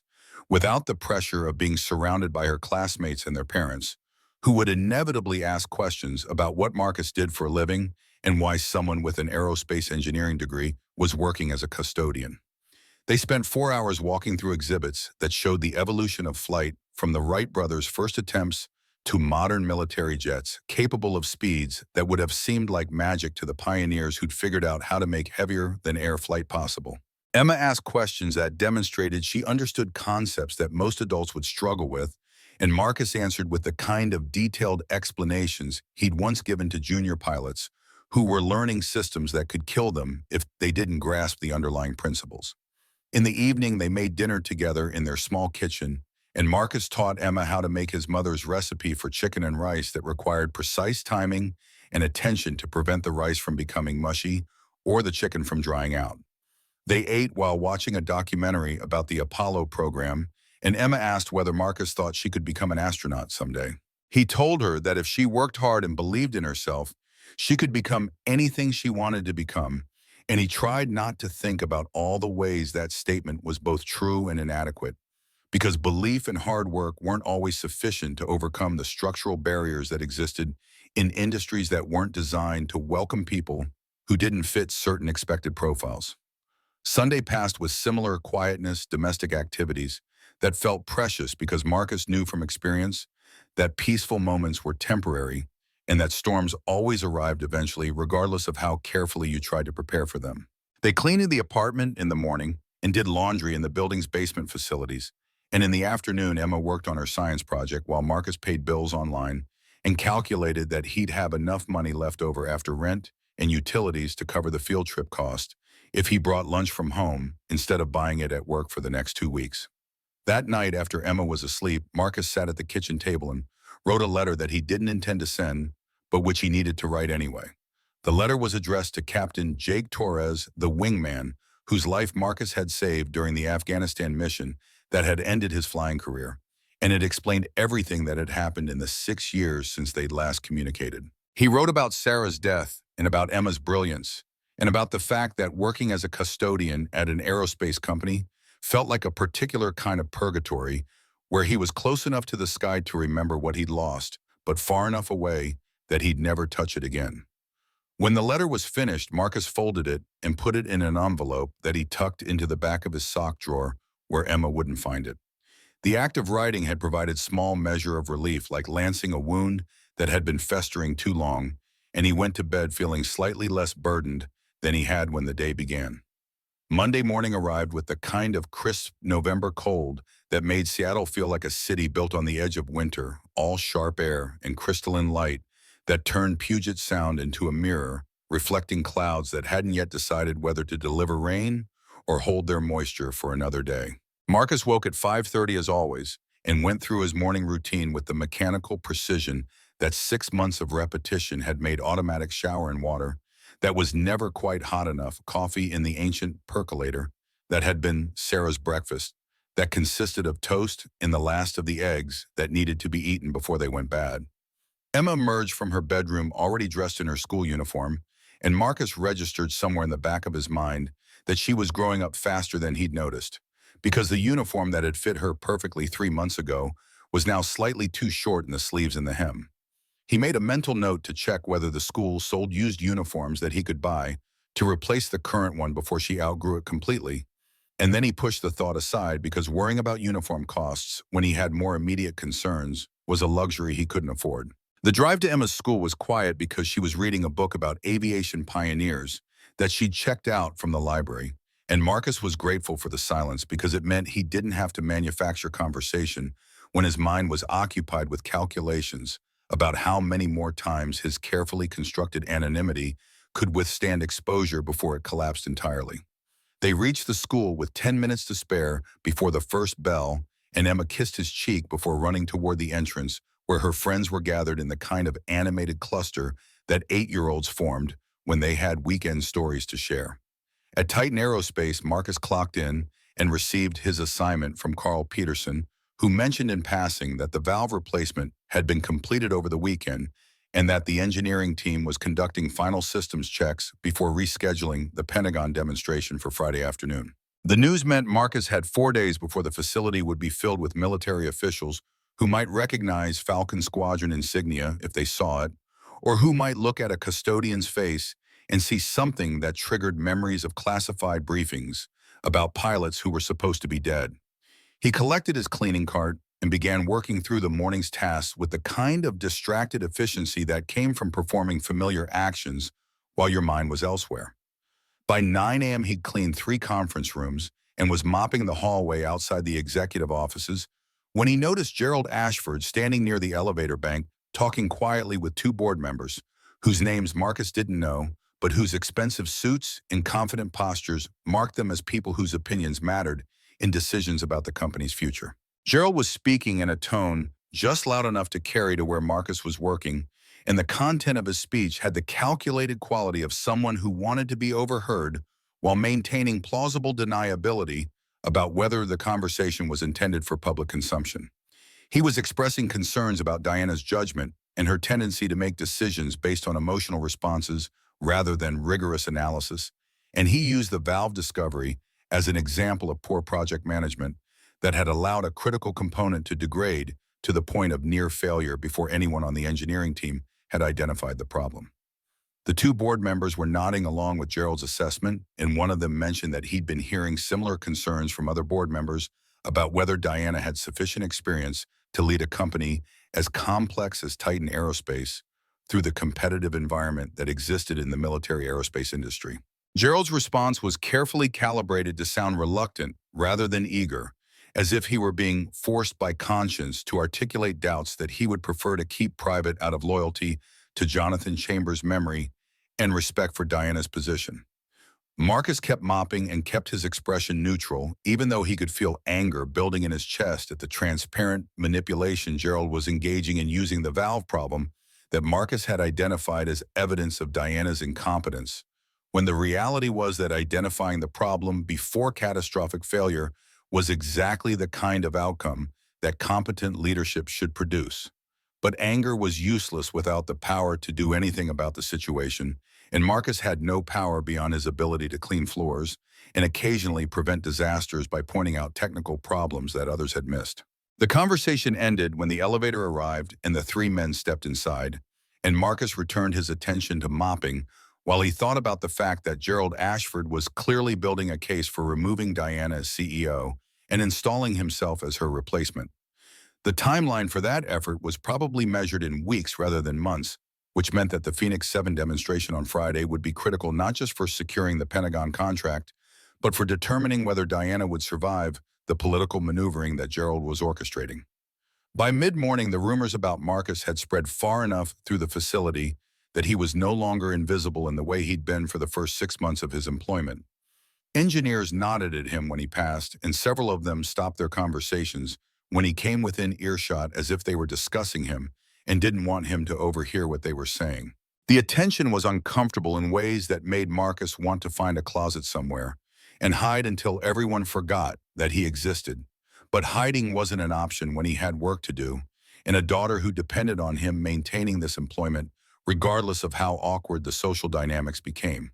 Frank Morrison appeared in the hallway outside the engineering wing around 11 a.m. and gestured for Marcus to follow him to an empty conference room where they could talk without being overheard. Marcus glanced at his cart and calculated that he could spare 10 minutes before he needed to move on to his next task, and he followed Frank into the conference room with the sense that whatever Frank wanted to discuss was going to be significant enough to justify the interruption. Frank closed the door and turned to face Marcus with an expression that combined concern with the kind of determination that suggested he'd made a decision and was prepared to follow through, regardless of whether Marcus agreed with it. I talked to Diana this morning, told her about Jonathan's journal entries and about the fact that you saved her father's life in 2010 during that Nevada emergency landing.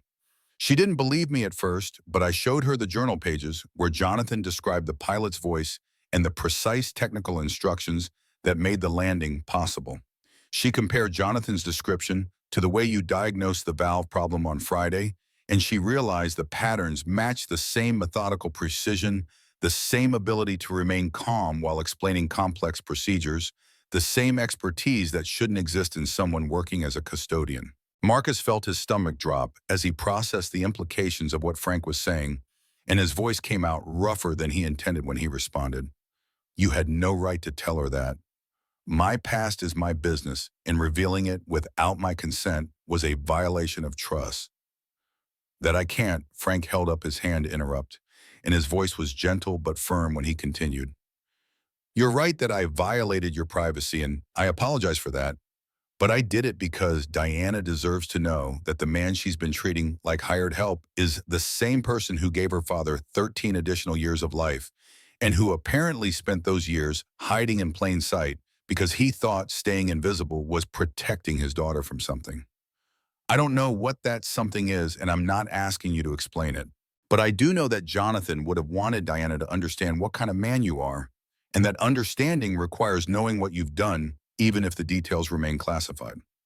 Marcus sat down in one of the conference room chairs because standing suddenly felt like it required more energy than he had available, and he stared at the table while he tried to process the fact that Diana now knew he'd saved her father's life,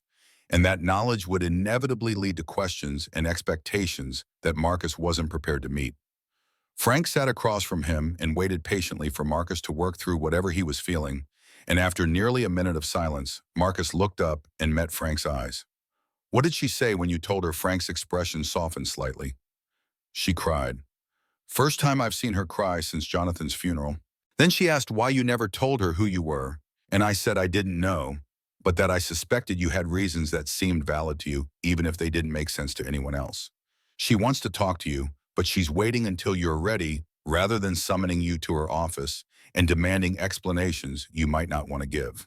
Marcus absorbed this information and felt the weight of it settling over him like a physical burden, because Diana knowing who he was and what he'd done meant the careful separation between his past and his present was collapsing in ways he couldn't prevent or control. He thanked Frank for the information and stood to leave, and Frank told him that whenever he was ready to have that conversation with Diana, Frank would be available to provide whatever support Marcus needed to get through it. The rest of Monday passed in a blur of work that Marcus performed on autopilot, while his mind circled around the fact that his anonymity was eroding faster than he could adapt to the exposure.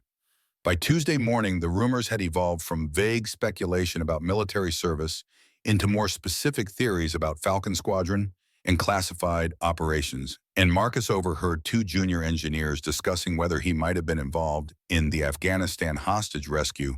that had made headlines in 2012, even though the military had never disclosed which units had participated or what specific actions had resulted in 47 civilians being extracted from Taliban-controlled territory. The speculation made Marcus uncomfortable because it was getting close enough to truth that eventually someone would make connections that couldn't be easily dismissed, but he couldn't control what people discussed among themselves, and he couldn't prevent them from researching his background through whatever public records and internet searches they had access to. All he could do was continue working and hope that the rumors would eventually lose momentum and fade into the background noise of workplace gossip that people indulged in when they had nothing more important to occupy their attention. Wednesday brought new complications when Gerald Ashford hired a private investigator to research Marcus's background with instructions to find anything that could be used to raise questions about his suitability for employment at a defense contractor working on classified military projects. The investigator's preliminary report, which Frank learned about through contacts in the company's legal department, noted that Marcus's credit history only went back to 2021, that his employment history showed a gap between 2010 and 2021 that couldn't be accounted for through public records, and that he received monthly VA disability payments that were consistent with someone who'd suffered service-connected injuries, but whose medical records were classified above the level that civilian investigators could access. Frank shared this information with Marcus during lunch on Wednesday, and his voice carried warning that the situation was escalating in ways that could become dangerous if Gerald succeeded in positioning Marcus as a security risk who'd been employed without adequate vetting. Marcus listened to Frank's assessment and recognized that Gerald was building a narrative that would serve two purposes simultaneously, undermining Diana's judgment by suggesting she'd allowed a potential security threat to work in the facility and creating justification for Marcus's termination that would remove someone whose competence made Gerald look incompetent by comparison. The Phoenix 7 crisis that had seemed resolved when the valve was replaced intensified on Thursday morning when the engineering team discovered during final systems checks that fuel flow sensor readings were fluctuating by 8% at cruising thrust levels. Dr. Karen Foster called an emergency meeting to discuss the problem, and the consensus among the engineers was that replacing the valve had somehow created harmonic vibrations in the fuel delivery system that were causing the sensor to report inaccurate readings, even though the actual fuel flow was stable. Marcus was cleaning the observation deck when he overheard the discussion through the open door of the conference room where the engineers had gathered, and he recognized immediately that they were misdiagnosing the problem because the fluctuations weren't caused by harmonic vibrations, but by a software calibration error in the fuel management computer. The sensor algorithm had been programmed for sea level density altitude, but the demonstration would run the engine at simulated 40,000-foot conditions, and the density altitude correction factor had been commented out of the code during development and never re-enabled. He set down his cleaning supplies and walked toward the conference room before he could talk himself out of it, and the engineers stopped their discussion when they noticed him standing in the doorway. No. Foster looked up with an expression that was welcoming rather than dismissive, because she'd learned on Friday that Marcus's technical assessments were worth listening to regardless of what his job title suggested about his qualifications. Marcus's voice was steady when he spoke, even though his heart was racing with the awareness that every time he demonstrated expertise, he was making himself more visible and more vulnerable to the scrutiny that Gerald Ashford was orchestrating. Your fuel flow sensor has a density altitude calibration error in the software.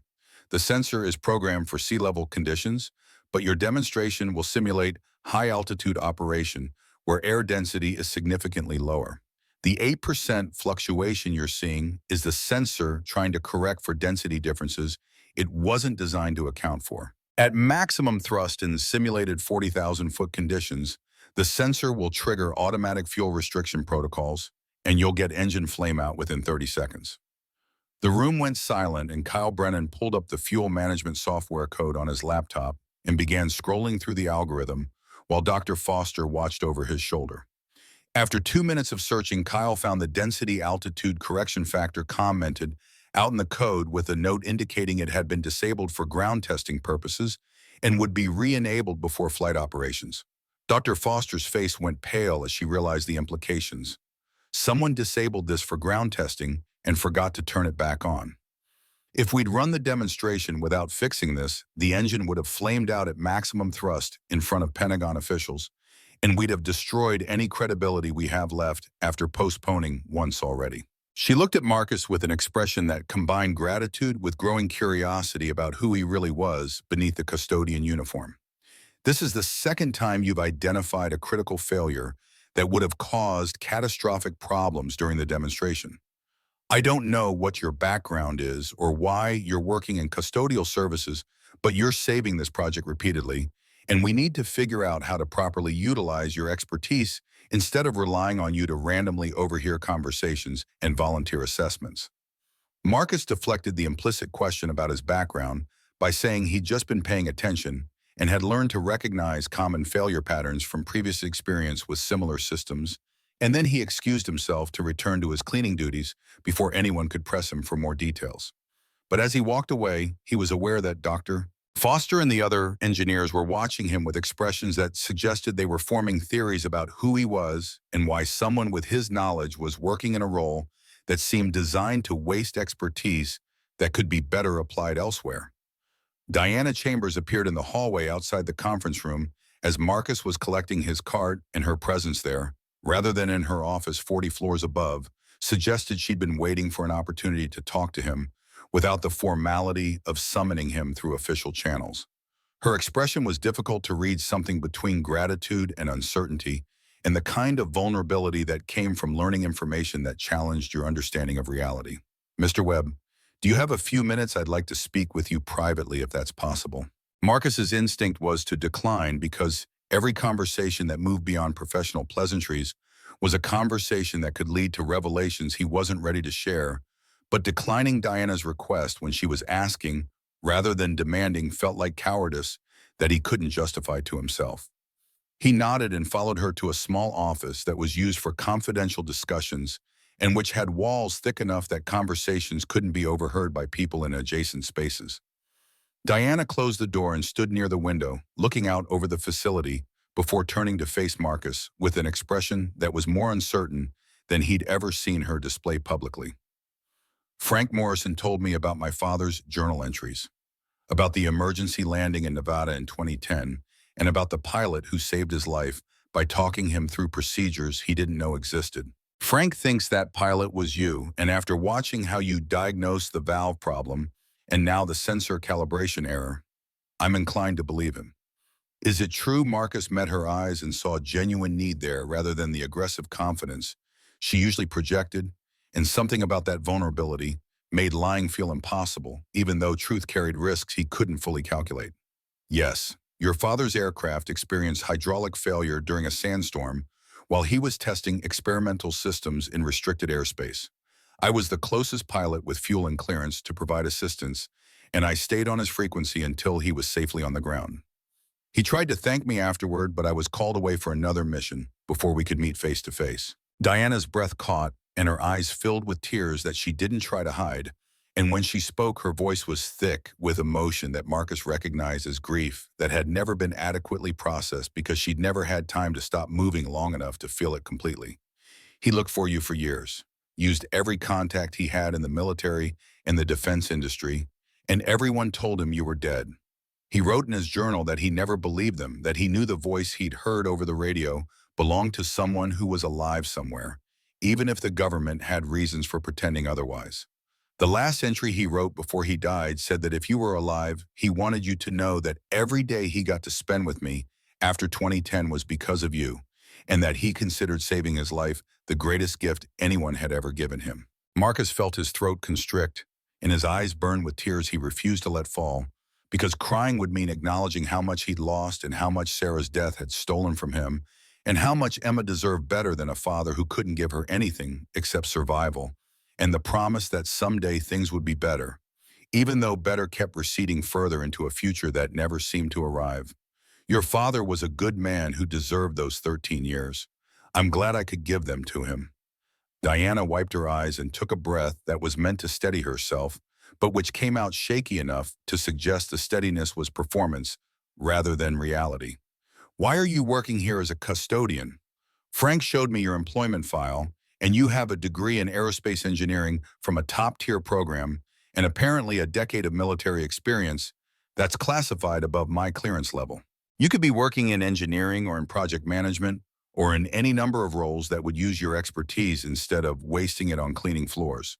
The question was reasonable, and Marcus had known it would come eventually, but having it articulated directly still felt like being asked to explain choices that had been driven by desperation rather than strategy, and which looked from the outside like failure rather than survival. I needed employment that didn't require security clearances or extensive background checks, because my military service ended under circumstances that made me ineligible for positions in the defense industry. Custodial work was available, and it paid enough to cover rent and food and my daughter's needs, and it meant she could be here after school in a place where she could see aircraft and learn about systems that matter to her. I wasn't looking for recognition or advancement. I was just trying to keep my daughter safe and fed, and in an environment that would let her grow into whatever she's capable of becoming. Diana absorbed this explanation and seemed to understand that there were layers beneath what he was saying that he wasn't ready to articulate, and she didn't push for details that would require him to reveal more than he could manage. I want to offer you a position as a technical advisor to the engineering team, reporting to Dr. Foster, with a salary that reflects your expertise and benefits that include full health coverage for you and Emma. You've prevented two catastrophic failures in less than a week, and having someone with your knowledge available to review systems before they go to demonstration would be invaluable for preventing the kind of problems that destroy companies in this industry. Marcus started to respond, but was interrupted by his phone buzzing in his pocket with a call from Mrs. Alvarez, and the timing was wrong because she never called during his work hours unless something was wrong with Emma. He pulled out the phone and saw 3 missed calls from the same number, and his chest tightened with the familiar fear that came from being a parent whose worst nightmares always involve something happening to his child. He answered, and Mrs. Alvarez's voice came through panicked and frightened in ways that made Marcus's blood go cold. "Marcus, it's Emma. She collapsed at my apartment about 20 minutes ago. High fever, she's confused and saying things that don't make sense, and she's complaining that light hurts her eyes. I called 911 and they're sending an ambulance. But you need to come now because I think something is very wrong." Marcus's world narrowed to a single point of absolute focus that excluded everything except the need to get to Emma immediately, and he was moving toward the door before conscious thought caught up with his body's response to crisis. Diana called after him, asking what was wrong, and he threw words over his shoulder about his daughter being sick and needing to go to the hospital. And Diana said something about taking her car because it would be faster, but Marcus was already running and couldn't process anything except the distance between where he was and where Emma needed him to be. The drive to Mrs. Alvarez's apartment took 12 minutes instead of the usual 20 because Marcus drove like he was piloting an F-16 through hostile airspace, fast and aggressive and completely focused on the objective, while the rules that normally govern civilian traffic became suggestions that he ignored when they conflicted with speed. He reached the apartment building as the ambulance was pulling up to the entrance, and he took the stairs 3 at a time to reach Mrs. Alvarez's second-floor apartment, where Emma was lying on the couch wrapped in blankets and shivering, despite the fever that made her skin hot to the touch. The paramedics arrived 30 seconds after Marcus and began their assessment with the efficient competence that came from having done this thousands of times, and Marcus answered their questions about Emma's medical history and current symptoms, while he held her hand and told her that he was there and that she was going to be fine, even though he had no idea whether that was true. The paramedics' faces were professionally neutral, but Marcus had spent enough time around medical personnel through Sarah to recognize the subtle signs of concern that meant they were worried about what they were seeing.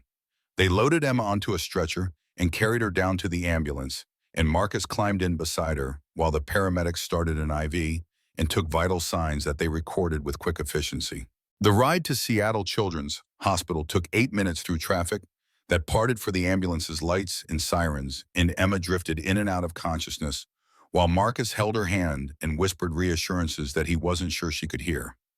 At the hospital's emergency entrance, they were met by a team of doctors and nurses who took Emma directly to a treatment room while asking Marcus rapid-fire questions about her symptoms and the timeline of their development. He answered as best he could while trying to process the medical terminology they were using: meningitis, encephalitis, sepsis, words that carried implications he didn't want to contemplate, because contemplating them meant acknowledging that his daughter might be seriously ill in ways that extended beyond fevers that could be managed with ibuprofen and rest. They performed a lumbar puncture that required Marcus to hold Emma still while she screamed and begged him to make them stop, and the sound of her pain was worse than anything he'd experienced in combat, because at least in combat he'd had weapons and training and the ability to fight back against threats. Here he was powerless except to hold her and tell her he loved her and that the pain would end soon, even though soon felt like it would never arrive. The results of the spinal tap came back showing elevated white blood cells and protein levels consistent with viral meningitis, which the attending physician explained was better than bacterial meningitis, but still serious enough to require hospitalization and careful monitoring for complications. They admitted Emma to the pediatric intensive care unit and started her on IV medications while Marcus sat beside her bed and watched monitors that tracked her vital signs, with the same focused attention he'd once given to aircraft instruments during night flights over hostile territory.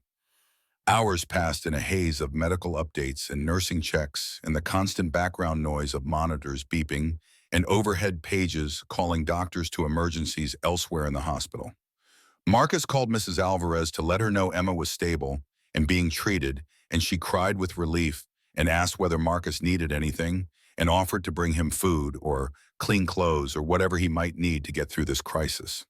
At 11 p.m., Diana Chambers appeared in the doorway of Emma's hospital room, still wearing the business suit she'd been wearing when Marcus had run out of their earlier conversation. She was carrying a bag from a nearby restaurant and a cup of coffee that she set on the table beside Marcus's chair before sitting in the chair on the opposite side of Emma's bed. "Frank told me which hospital you'd gone to, and I wanted to make sure you were all right. I brought food because I figured you probably hadn't eaten, and I wanted you to know that I've authorized adding Emma to Titan Aerospace's executive health plan, effective immediately, and retroactive to today's admission. Full coverage for all specialists, all medications, all hospital stays with zero copays and zero deductibles." Marcus stared at her because his brain wasn't processing the information quickly enough to formulate an adequate response, and Diana continued before he could find words. "You saved my father's life, and you've saved our company twice in a week. This is the least I can do to repay even a fraction of that debt. Focus on Emma, and don't worry about medical bills or insurance coverage or anything except getting her healthy again." Marcus's voice broke when he tried to thank her, and tears he'd been holding back since Mrs. Alvarez's phone call finally escaped, because Diana's kindness had cracked through the armor he'd been maintaining and had reminded him that not everyone in the world was an enemy or an obstacle to be navigated around. Diana reached across Emma's bed and squeezed his hand, and they sat together in silence, while machines beeped and Emma slept, and the weight of everything that had happened in the past week pressed down on Marcus with force that felt like it might crush whatever strength he had left. Emma's fever broke on Wednesday morning, 48 hours after the ambulance had carried her from Mrs. Alvarez's apartment to Seattle Children's Hospital with sirens wailing and Marcus holding her small hand while terror squeezed his chest in ways that made breathing feel like a luxury his body had forgotten how to perform. The pediatric infectious disease specialist, Dr. Rachel Kim, explained that viral meningitis typically followed this pattern: acute crisis followed by gradual recovery that required continued monitoring, but which suggested Emma was past the most dangerous phase of the illness. Marcus had spent those 48 hours in a plastic chair beside Emma's hospital bed, leaving only to use the bathroom and to accept food that Mrs. Alvarez and Diana brought at intervals that suggested they'd coordinated their visits to ensure he ate something approximating regular meals. Sleep had come in fragments between nursing checks and monitor alarms, and the constant low-grade anxiety that lived in his chest whenever Emma's vital signs shifted in ways that might indicate complications developing beneath the surface of apparent improvement. Diana had visited 3 times during those 48 hours, and each visit had lasted longer than professional courtesy required, but shorter than friendship would justify, as if she was navigating uncertain territory between employer concern and genuine care for someone whose circumstances had become entangled with her own family history in ways neither of them had anticipated. She brought news from Titan Aerospace on Wednesday morning. The Phoenix 7 demonstration had been rescheduled for Friday afternoon pending final systems checks, and Dr. Foster had specifically requested that Marcus be present during the demonstration because his technical insights had proven too valuable to risk operating without his expertise available to identify problems before they became catastrophic. Marcus listened to this information with the detached awareness of someone whose priorities had been violently reordered by crisis, and he told Diana that he'd return to work on Thursday morning if Dr. Kim cleared Emma for discharge, but that if Emma needed to remain hospitalized, he'd be staying with her regardless of what the demonstration schedule required. Diana nodded understanding and told him that his job would be waiting whenever he was ready to return, and that the executive health coverage she'd authorized meant he didn't need to worry about choosing between Emma's care and his employment because both could coexist without forcing impossible decisions. Thursday morning brought Emma's discharge papers and Dr. Kim's instructions for home care that included rest, hydration, and careful monitoring for any recurrence of symptoms that might indicate complications. Marcus signed the discharge documents and carried Emma to his truck through morning rain that had returned after Wednesday's brief respite, and he drove home with the kind of hyper-vigilant attention to every other vehicle on the road that came from having nearly lost something irreplaceable and being determined not to risk losing it again through preventable accidents.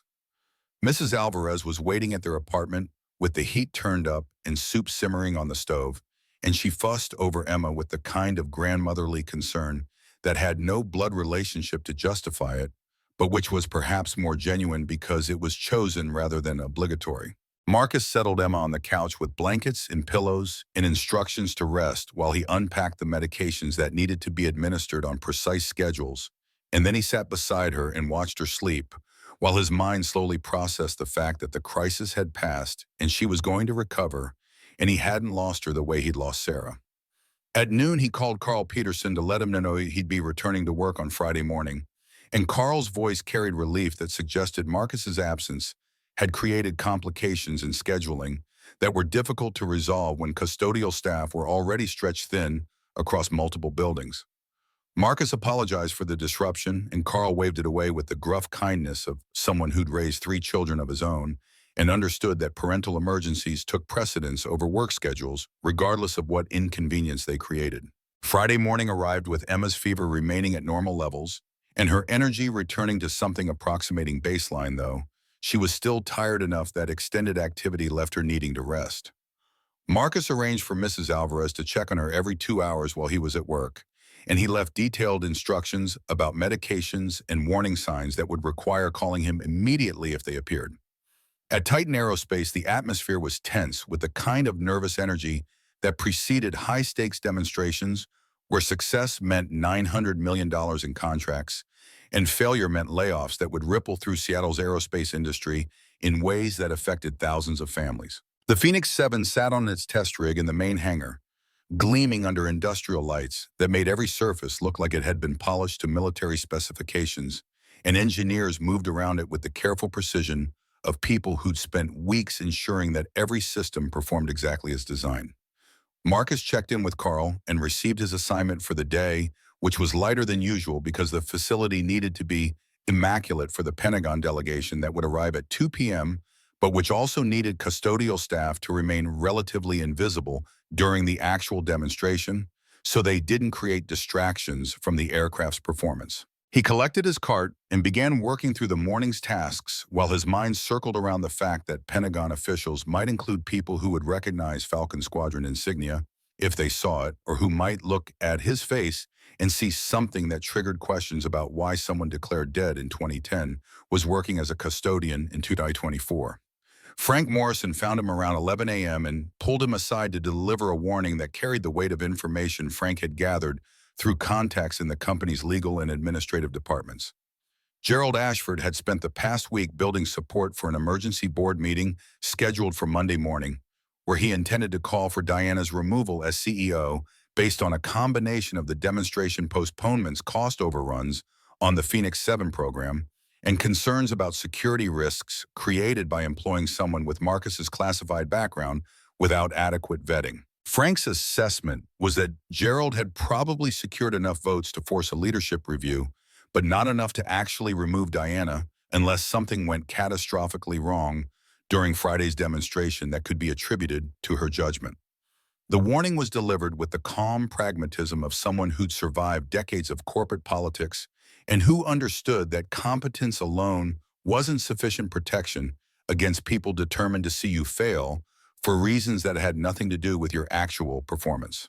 Marcus absorbed this information and recognized that his presence at the demonstration created risks for Diana because Gerald would inevitably try to use Marcus's background as evidence of poor judgment if anything went wrong. But staying away created different risks because the engineering team had come to rely on his ability to identify problems before they escalated into catastrophic failures. He thanked Frank for the warning and returned to his work while he thought about choices and consequences and the fact that trying to protect people sometimes meant accepting visibility that made you vulnerable to attacks you couldn't fully defend against. At 2 p.m., the Pentagon delegation arrived in vehicles that were unmarked, but which had the kind of discreet security presence that announced military affiliation more clearly than any insignia could have. Admiral Patricia Hayes emerged from the lead vehicle with four subordinates whose ranks and roles Marcus couldn't identify from distance, but whose postures and movements suggested they were people accustomed to making decisions that affected billions of dollars and thousands of lives. They were met at the entrance by Diana and several board members, including Gerald, and the group moved toward the observation deck, where comfortable seating and optimal viewing angles had been arranged for the demonstration. Marcus positioned himself near the back of the hangar, where he could watch without being conspicuous, and he was joined after several minutes by Frank Morrison, who'd apparently decided that witnessing the demonstration was more important than whatever engineering tasks he'd been assigned. They stood together in silence while the observation deck filled with Pentagon officials and board members and journalists who'd been invited to document what Titan Aerospace hoped would validate years of development work and hundreds of millions of dollars in investment.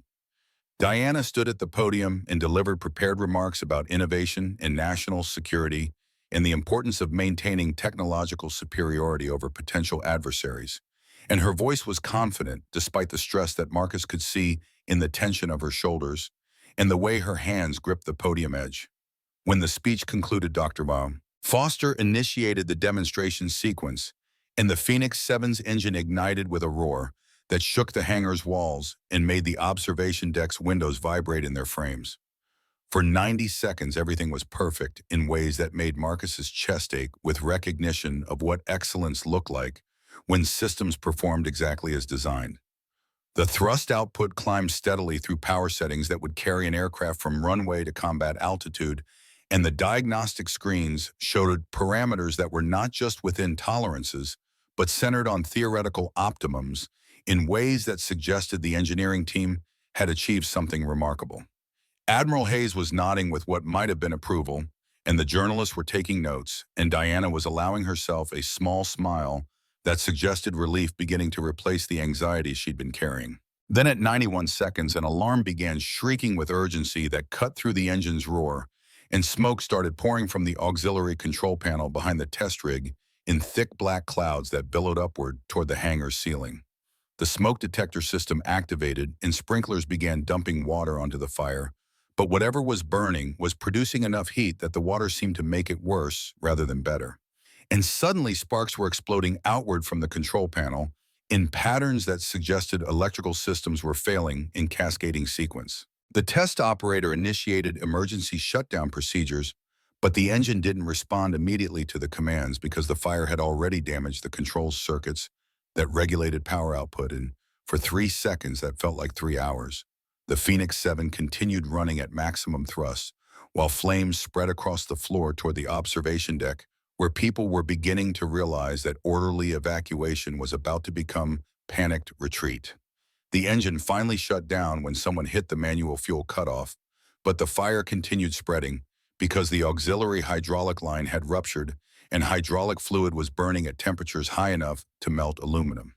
People were screaming and running toward exits, and security personnel were rushing forward with fire extinguishers that were inadequate for the scale of the blaze. The sprinkler system was doing its job, but slowly, and Marcus's training kicked in before his conscious mind could process the full situation. His eyes scanned the hangar for casualties or people trapped by the flames, and through the smoke, he saw Kyle Brennan lying on the floor near the test rig with his leg pinned under a support beam that had collapsed during the electrical explosion.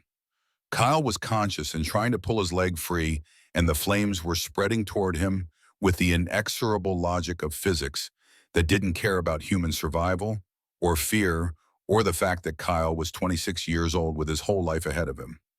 Marcus was moving before thought caught up with action, running toward the fire instead of away from it, while people around him were doing the sensible thing and evacuating towards safety that he was abandoning in favor of someone who would die if Marcus didn't reach him in the next 30 seconds. He grabbed a foam fire extinguisher from the wall and sprayed a path through the flames, and the heat was intense enough that he could feel his skin beginning to burn despite his uniform providing some protection.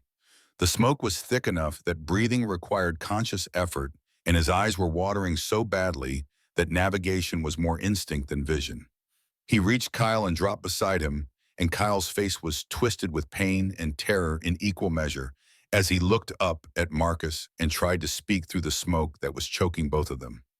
Marcus assessed the situation in the fraction of a second that training had taught him to use for life and death decisions, and he saw that the beam was pinning Kyle's leg at an angle that meant lifting it would cause significant pain, but that leaving him would mean he burned to death within the next minute. He positioned himself and gripped the beam with both hands, and he lifted with every bit of force his damaged spine could generate, despite knowing that the effort was probably going to cause injury that would take weeks to heal. Pain exploded through his lower back with intensity that narrowed his vision and made his legs shake, but the beam moved upward just enough that Kyle could pull his leg free with Marcus's help. Marcus dragged him again away from the flames toward the exit where emergency responders were arriving with equipment designed to handle industrial fires, and the effort of moving, while his back was screaming, made every step feel like it might be the last one his body was capable of performing. They reached the exit and Marcus lowered Kyle to the floor outside the hangar, and emergency crews swarmed around them with oxygen masks and medical assessments. Marcus straightened slowly and became aware that his jacket was torn and scorched and that his right sleeve had separated from the shoulder seam during the rescue in ways that left his forearm completely exposed to the afternoon light. The tattoo was visible to everyone within 20 feet, steel falcon wings rendered in ink that had faded slightly over 14 years, but which was still clear enough that anyone with military experience would recognize what it represented. Below the wings was the Latin inscription, Fortis Fortuna Adjuvat, and below that were four names rendered in script that was designed to be legible rather than decorative: Martinez, Kim Washington, Santos. Marcus looked down and saw what everyone else was seeing, and his first instinct was to pull his sleeve down to cover it, but the fabric was too damaged to provide any concealment. Around him, the crowd that had evacuated from the hangar was beginning to notice, and conversations were stopping mid-sentence as people pointed and whispered and began recognizing that the custodian who'd just run into a burning building had markings that indicated military service at levels that weren't supposed to be publicly acknowledged. Admiral Patricia Hayes stepped forward from the crowd of Pentagon officials, and her eyes were locked on the tattoo with the kind of focused attention that came from recognizing something significant. She was 57 years old with 34 years of Navy service, including tours as a fighter pilot and as commander of carrier air wings, and her voice carried absolute authority when she spoke loud enough for the surrounding crowd to hear. Falcon Squadron. That insignia is only worn by personnel who served in special access programs that most people don't have clearance to know existed. I've seen it exactly twice before, once during a classified briefing about a hostage rescue in Afghanistan in 2012, and once on a memorial wall at Nellis Air Force Base where they honor pilots who died during operations that can't be publicly acknowledged. An older engineer standing nearby, a man Marcus recognized as having served in Vietnam, based on the unit patch he wore on his jacket, pointed at the tattoo with a hand that trembled slightly. Those names: Martinez, Kim Washington, Santos. Those are four of the Marines who were killed during the Operation Sandstorm in 2018, providing ground cover for a civilian extraction in Afghanistan. I remember reading about it in the Stars and Stripes, 4 men killed in action during a training accident that wasn't actually a training accident, because nothing that kills 4 Marines simultaneously in hostile territory is training. Someone else pulled out a phone and began searching for information about Falcon Squadron, and within seconds they'd found grainy photographs from a 2013 military gala where the squadron had been honored with citations for operations that couldn't be described in public. The photos showed pilots in dress uniforms with faces that were motion blurred or turned away from the camera, but the insignias were clear enough to match what was visible on Marcus's forearm. Diana Chambers pushed through the crowd toward where Marcus was standing, and her face had gone pale with the kind of shock that came from having theoretical knowledge confirmed by physical evidence that couldn't be denied or rationalized away. She stopped 3 feet from him and stared at the tattoo, and when she spoke, her voice was barely audible over the continued sound of emergency crews working to fully extinguish the fire. "It's you. You're really the pilot my father spent 13 years looking for." Frank told me he thought it was true, and I believed him intellectually, but seeing this makes it real in ways I couldn't quite grasp before. Marcus met her eyes and saw tears forming, and something about her vulnerability in this moment made his own composure crack in ways he'd been defending against since Mrs. Alvarez's phone call 5 days ago. His voice was rough from smoke inhalation when he responded, and the words came out sounding more broken than he'd intended. "Your father was a good man who deserved every one of those 13 years. I'm just sorry I couldn't tell him I was alive, and that I remembered him because he deserved to know that saving his life mattered to me in ways I couldn't explain without revealing things I wasn't allowed to reveal. The crowd was growing around them as people who'd evacuated the hangar returned to see what was happening, and Marcus became aware that this moment was being recorded by journalists who'd been invited to document the demonstration and who were now documenting something entirely different. Frank Morrison appeared beside Diana and placed a hand on her shoulder, and his expression carried satisfaction that suggested he'd been waiting for this revelation to occur in a context where it couldn't be hidden or dismissed.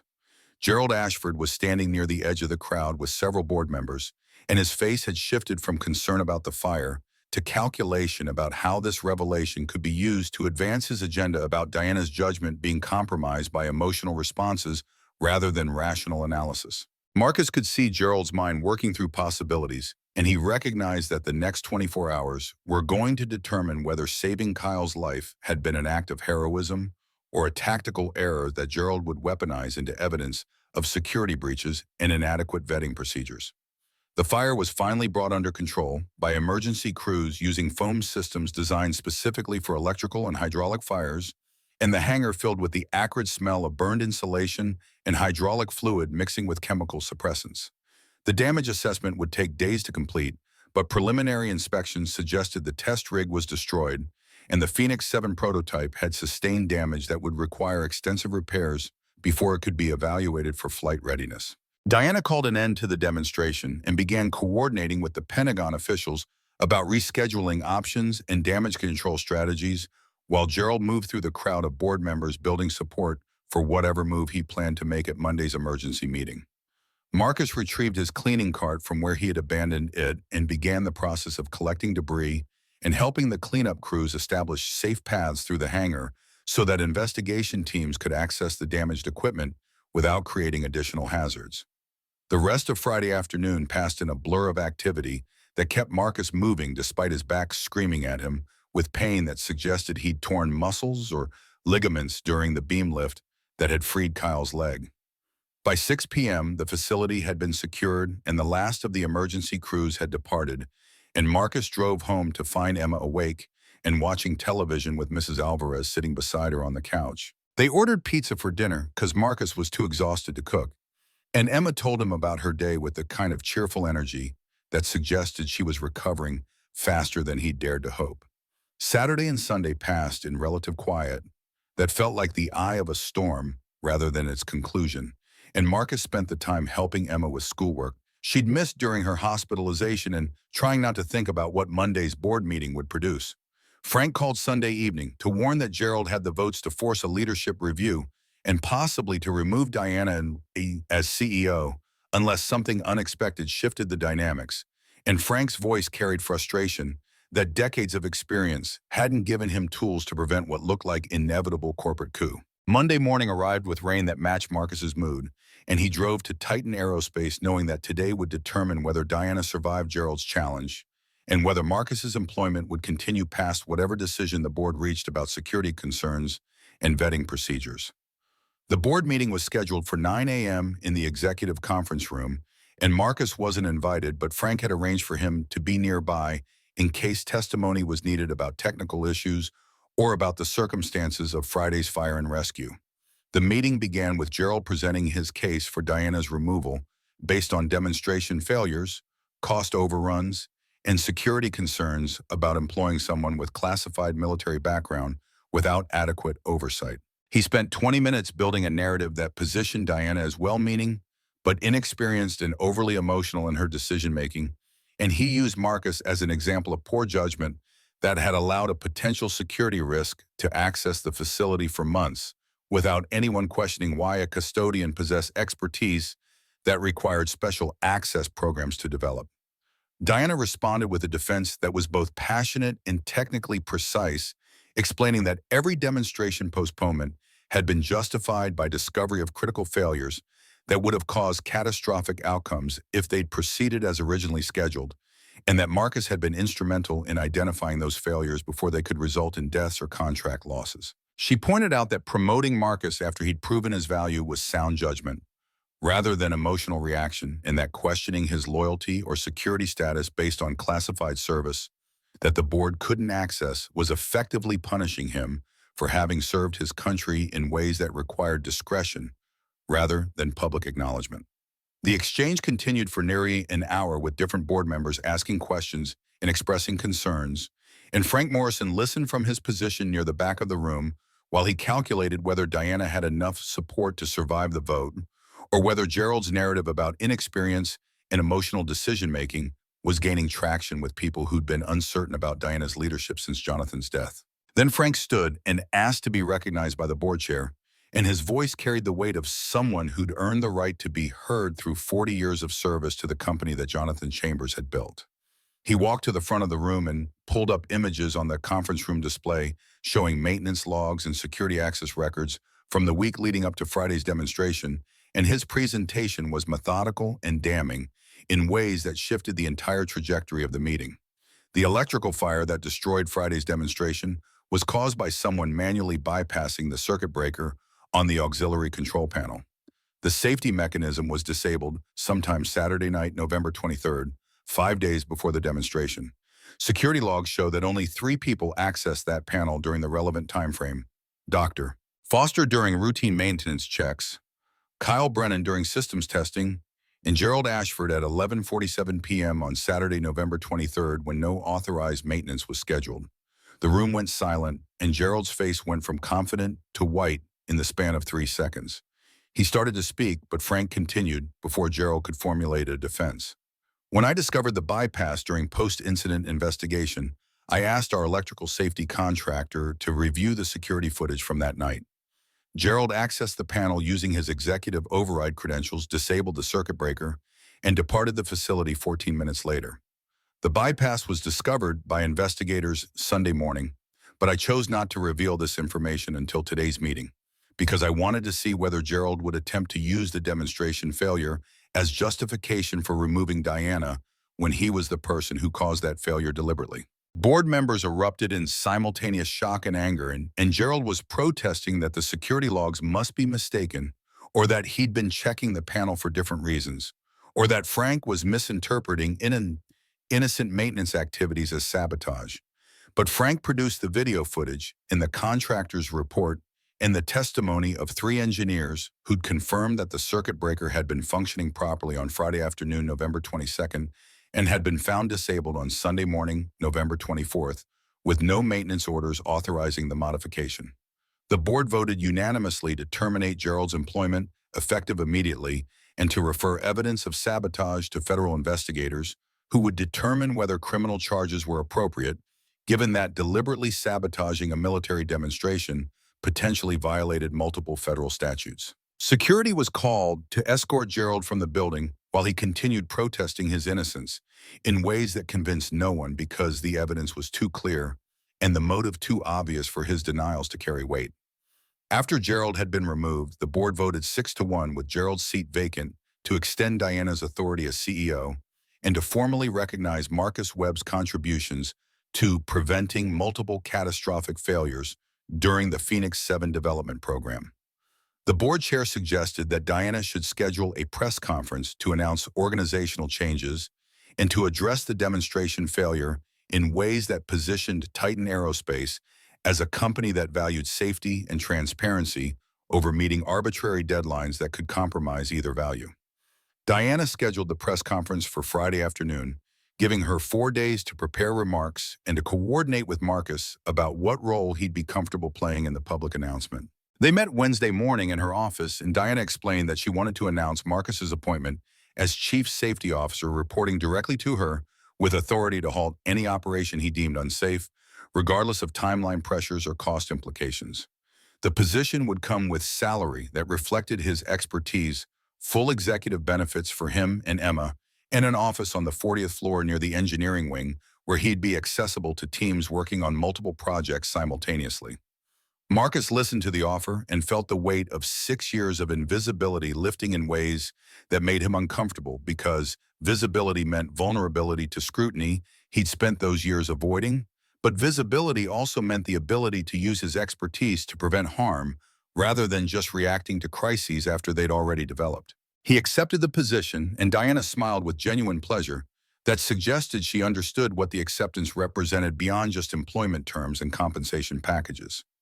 They spent the next 2 hours discussing what the press conference would cover and what Marcus would be expected to say, and by the time Marcus left her office, he'd committed to speaking publicly about his transition from military service to custodial work to safety oversight, and about the importance of creating workplace cultures where expertise was valued regardless of the job titles that people carried when that expertise was first demonstrated.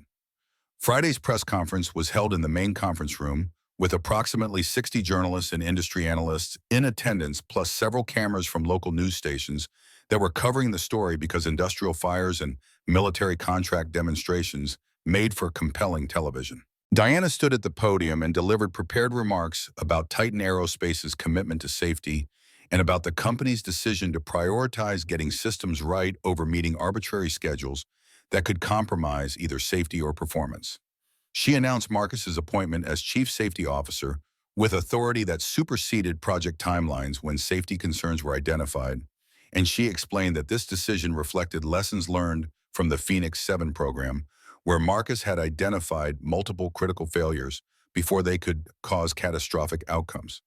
Then she invited Marcus to speak, and he approached the podium with the same controlled nervousness he'd felt before his first combat mission, knowing that what he said in the next few minutes would be documented and analyzed and would shape how people understood both him and the company he now represented. His voice was steady when he began speaking, even though his hands wanted to shake, and he delivered remarks that had been prepared with Diana's communications director, but which felt authentic because they reflected beliefs he'd developed through experiences that had cost him more than anyone in the audience would ever know.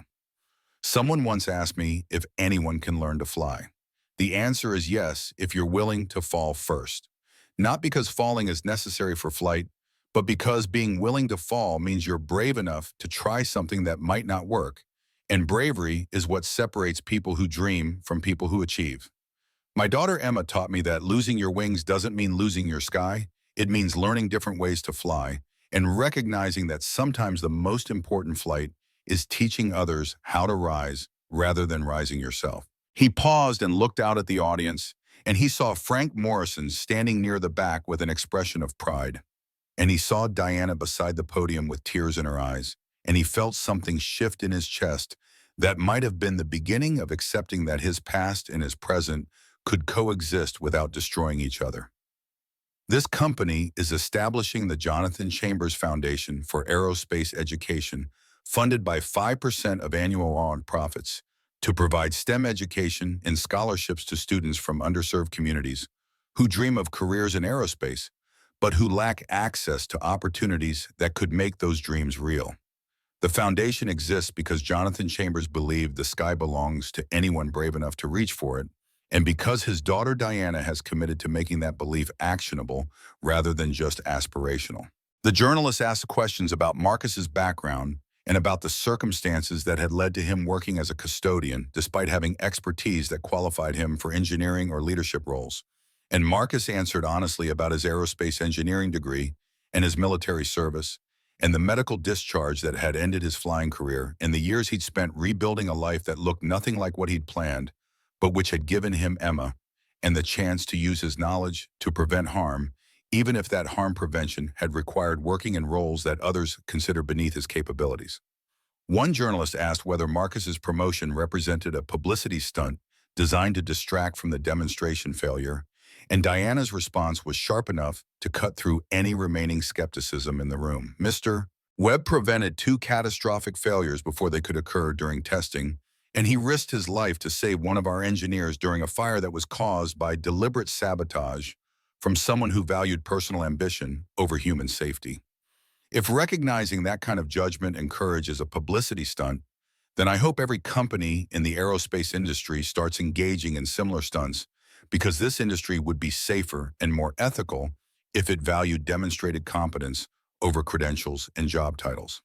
The press conference concluded with Diana announcing that Titan Aerospace was fully cooperating with federal investigators examining the circumstances of the circuit breaker sabotage, and that the company remained committed to delivering the Phoenix 7 prototype to Pentagon specifications on a timeline that prioritized safety over speed. The journalists filed out to write their stories, and Marcus and Diana and Frank stood together near the podium while the conference room emptied, and none of them spoke because there was nothing to say that would adequately capture what they just accomplished or what it had cost to reach this point. 1 year later, on a Saturday morning in October, when Seattle's autumn light transformed the waterfront into something that looked like it belonged in a painting rather than an industrial reality, Marcus stood beside Diana and Emma on a platform outside the newly completed Jonathan Chambers Foundation Learning Center. The building occupied 3 acres adjacent to the main Titan Aerospace campus, and it contained classrooms and laboratories and flight simulators and workshop spaces where students could learn by building rather than just by reading about theories that existed only in textbooks. 50 students from Seattle's public schools had been selected for the foundation's inaugural cohort based on aptitude tests and teacher recommendations and essays that explained why they wanted to pursue careers in aerospace, despite coming from neighborhoods where college seemed impossible and where the sky was something that existed above them rather than something they could actually touch. The students ranged in age from 10 to 18, and they came from backgrounds that Marcus recognized because he'd worked in the neighborhoods where they lived and had seen the barriers that existed between where they were and where they wanted to go. Emma was among the youngest students in the cohort, selected not because of Marcus, but because her application had demonstrated sophisticated understanding of aerospace systems that the selection committee found remarkable in someone her age. She stood on the platform holding oversized scissors that would be used to cut the ribbon, and she was wearing her best dress and an expression that suggested she understood the significance of this moment extended beyond just her own future into the futures of 50 other students who'd been told their dreams were too big or too impractical or too expensive to pursue. Diana gave a speech about her father's legacy and about the importance of creating opportunities for students who'd been systematically excluded from careers in aerospace because they lacked access to resources that other students took for granted. She talked about Marcus and about how recognizing his expertise despite his job title had taught her that the best leaders were the ones who valued competence over credentials and who created environments where people felt empowered to share their knowledge without fear of being dismissed because they didn't fit expected patterns. When Diana finished speaking, she invited Marcus to say a few words, and he approached the microphone with Emma standing beside him, holding his hand. He looked out at the 50 students who'd gathered with their families, and he saw faces that reflected the same hunger for knowledge and opportunity that he'd seen in Emma since she was old enough to hold a pencil and draw jets on any available surface. His voice carried across the crowd when he spoke, and the words came from somewhere deeper than conscious thought because they represented truths he'd learned through experiences that had broken him and rebuilt him into someone different than he'd been before. Someone asked me whether anyone can really learn to fly, and my answer is the same now as it was then. Anyone can learn if they're willing to be brave enough to try things that might not work. Bravery isn't being unafraid. It's being scared and doing it anyway, because the alternative is letting fear make decisions that should be made by hope and determination. This building exists because people were willing to fall and get back up and keep trying, even when the world told them to stay grounded where they belonged. He looked at Emma, and she smiled up at him with pride that made his chest ache in good ways. My daughter taught me that losing your wings doesn't mean losing your sky. It means learning different ways to fly and recognizing that the most important flight is often the one that lifts other people up rather than lifting yourself. These 50 students are going to learn that the sky belongs to them, not because someone gave it to them, but because they're willing to work for it and to help each other reach it when obstacles make individual effort insufficient. The ribbon was cut, and students poured into the Learning Center with excitement that reminded Marcus of why any of this mattered beyond just contracts and careers and the abstract goal of advancing aerospace technology. They explored flight simulators and wind tunnels and workshops where they'd build model aircraft and learned principles that governed how machines conquered gravity, and Marcus watched them with the kind of satisfaction that had nothing to do with personal achievement and everything to do with having created something that would continue existing long after he was gone. That evening, Marcus and Diana stood on the Learning Center's rooftop watching sunset paint Seattle in colors that made the city look like it was burning in ways that were beautiful rather than destructive. Diana was quiet for several minutes before she spoke, and her voice carried reflection rather than the urgency that had characterized most of their interactions over the past year. My father would have been proud of this. He spent his life building machines that touched the sky, but I think this might be a better legacy than any aircraft he ever designed, because machines eventually become obsolete, but the students we teach will go on to teach others, and the impact compounds in ways that machines can't replicate. Marcus nodded agreement and rolled up his right sleeve to expose the tattoo that he no longer tried to hide because hiding had stopped serving any purpose once everyone knew what it represented. The steel falcon wings caught the sunset light, and the four names below the Latin inscription were clearly visible: Martinez, Kim Washington, Santos. These names remind me that I survived when others didn't, and that surviving only matters if you use it to prevent other people from dying when you could have saved them. Fortune favors the brave. That's what the inscription means, and being brave means acting despite fear rather than acting without it. The students in that building are learning to be brave enough to dream bigger than their circumstances suggest is reasonable, and that's what this foundation is really about. Diana placed her hand on his shoulder in the kind of gesture that conveyed respect between equals, rather than hierarchy between employer and employee. You fell from 900 feet and learned that the hardest distance to travel isn't from earth to sky, but from silence to truth, from hiding to helping, from surviving to teaching others how to soar. That's what my father saw in you during that emergency landing in Nevada, someone who stayed calm during crisis and who cared more about saving others than about protecting himself. Below them, the learning center was filling with the sound of students laughing and exploring and discovering possibilities they hadn't known existed before today. And Emma's voice was among them, asking questions that demonstrated she understood systems at levels that would have made Sarah proud. Marcus smiled for the first time in weeks, a genuine expression that reached his eyes instead of just his mouth, and he felt something that might have been peace settling over him, like recognition that he'd finally arrived somewhere worth reaching after years of wandering through landscape that had felt hostile to his survival. The man who'd lost his wings had built a sky for everyone else, and the woman who'd inherited an aerospace empire had learned that leadership meant lifting others rather than standing above them. And together, they'd created something that would outlast both their lives and would continue teaching students that the only limits that mattered were the ones they accepted instead of the ones they challenged. The steel falcon wings tattooed on Marcus's forearm had once marked him as someone who belonged to a squadron that officially didn't exist, but now they marked him as someone who'd learned that the greatest flight wasn't the one that carried you highest, but the one that showed others how to rise. Fortune favors the brave, and bravery had brought them here to this rooftop watching sunset,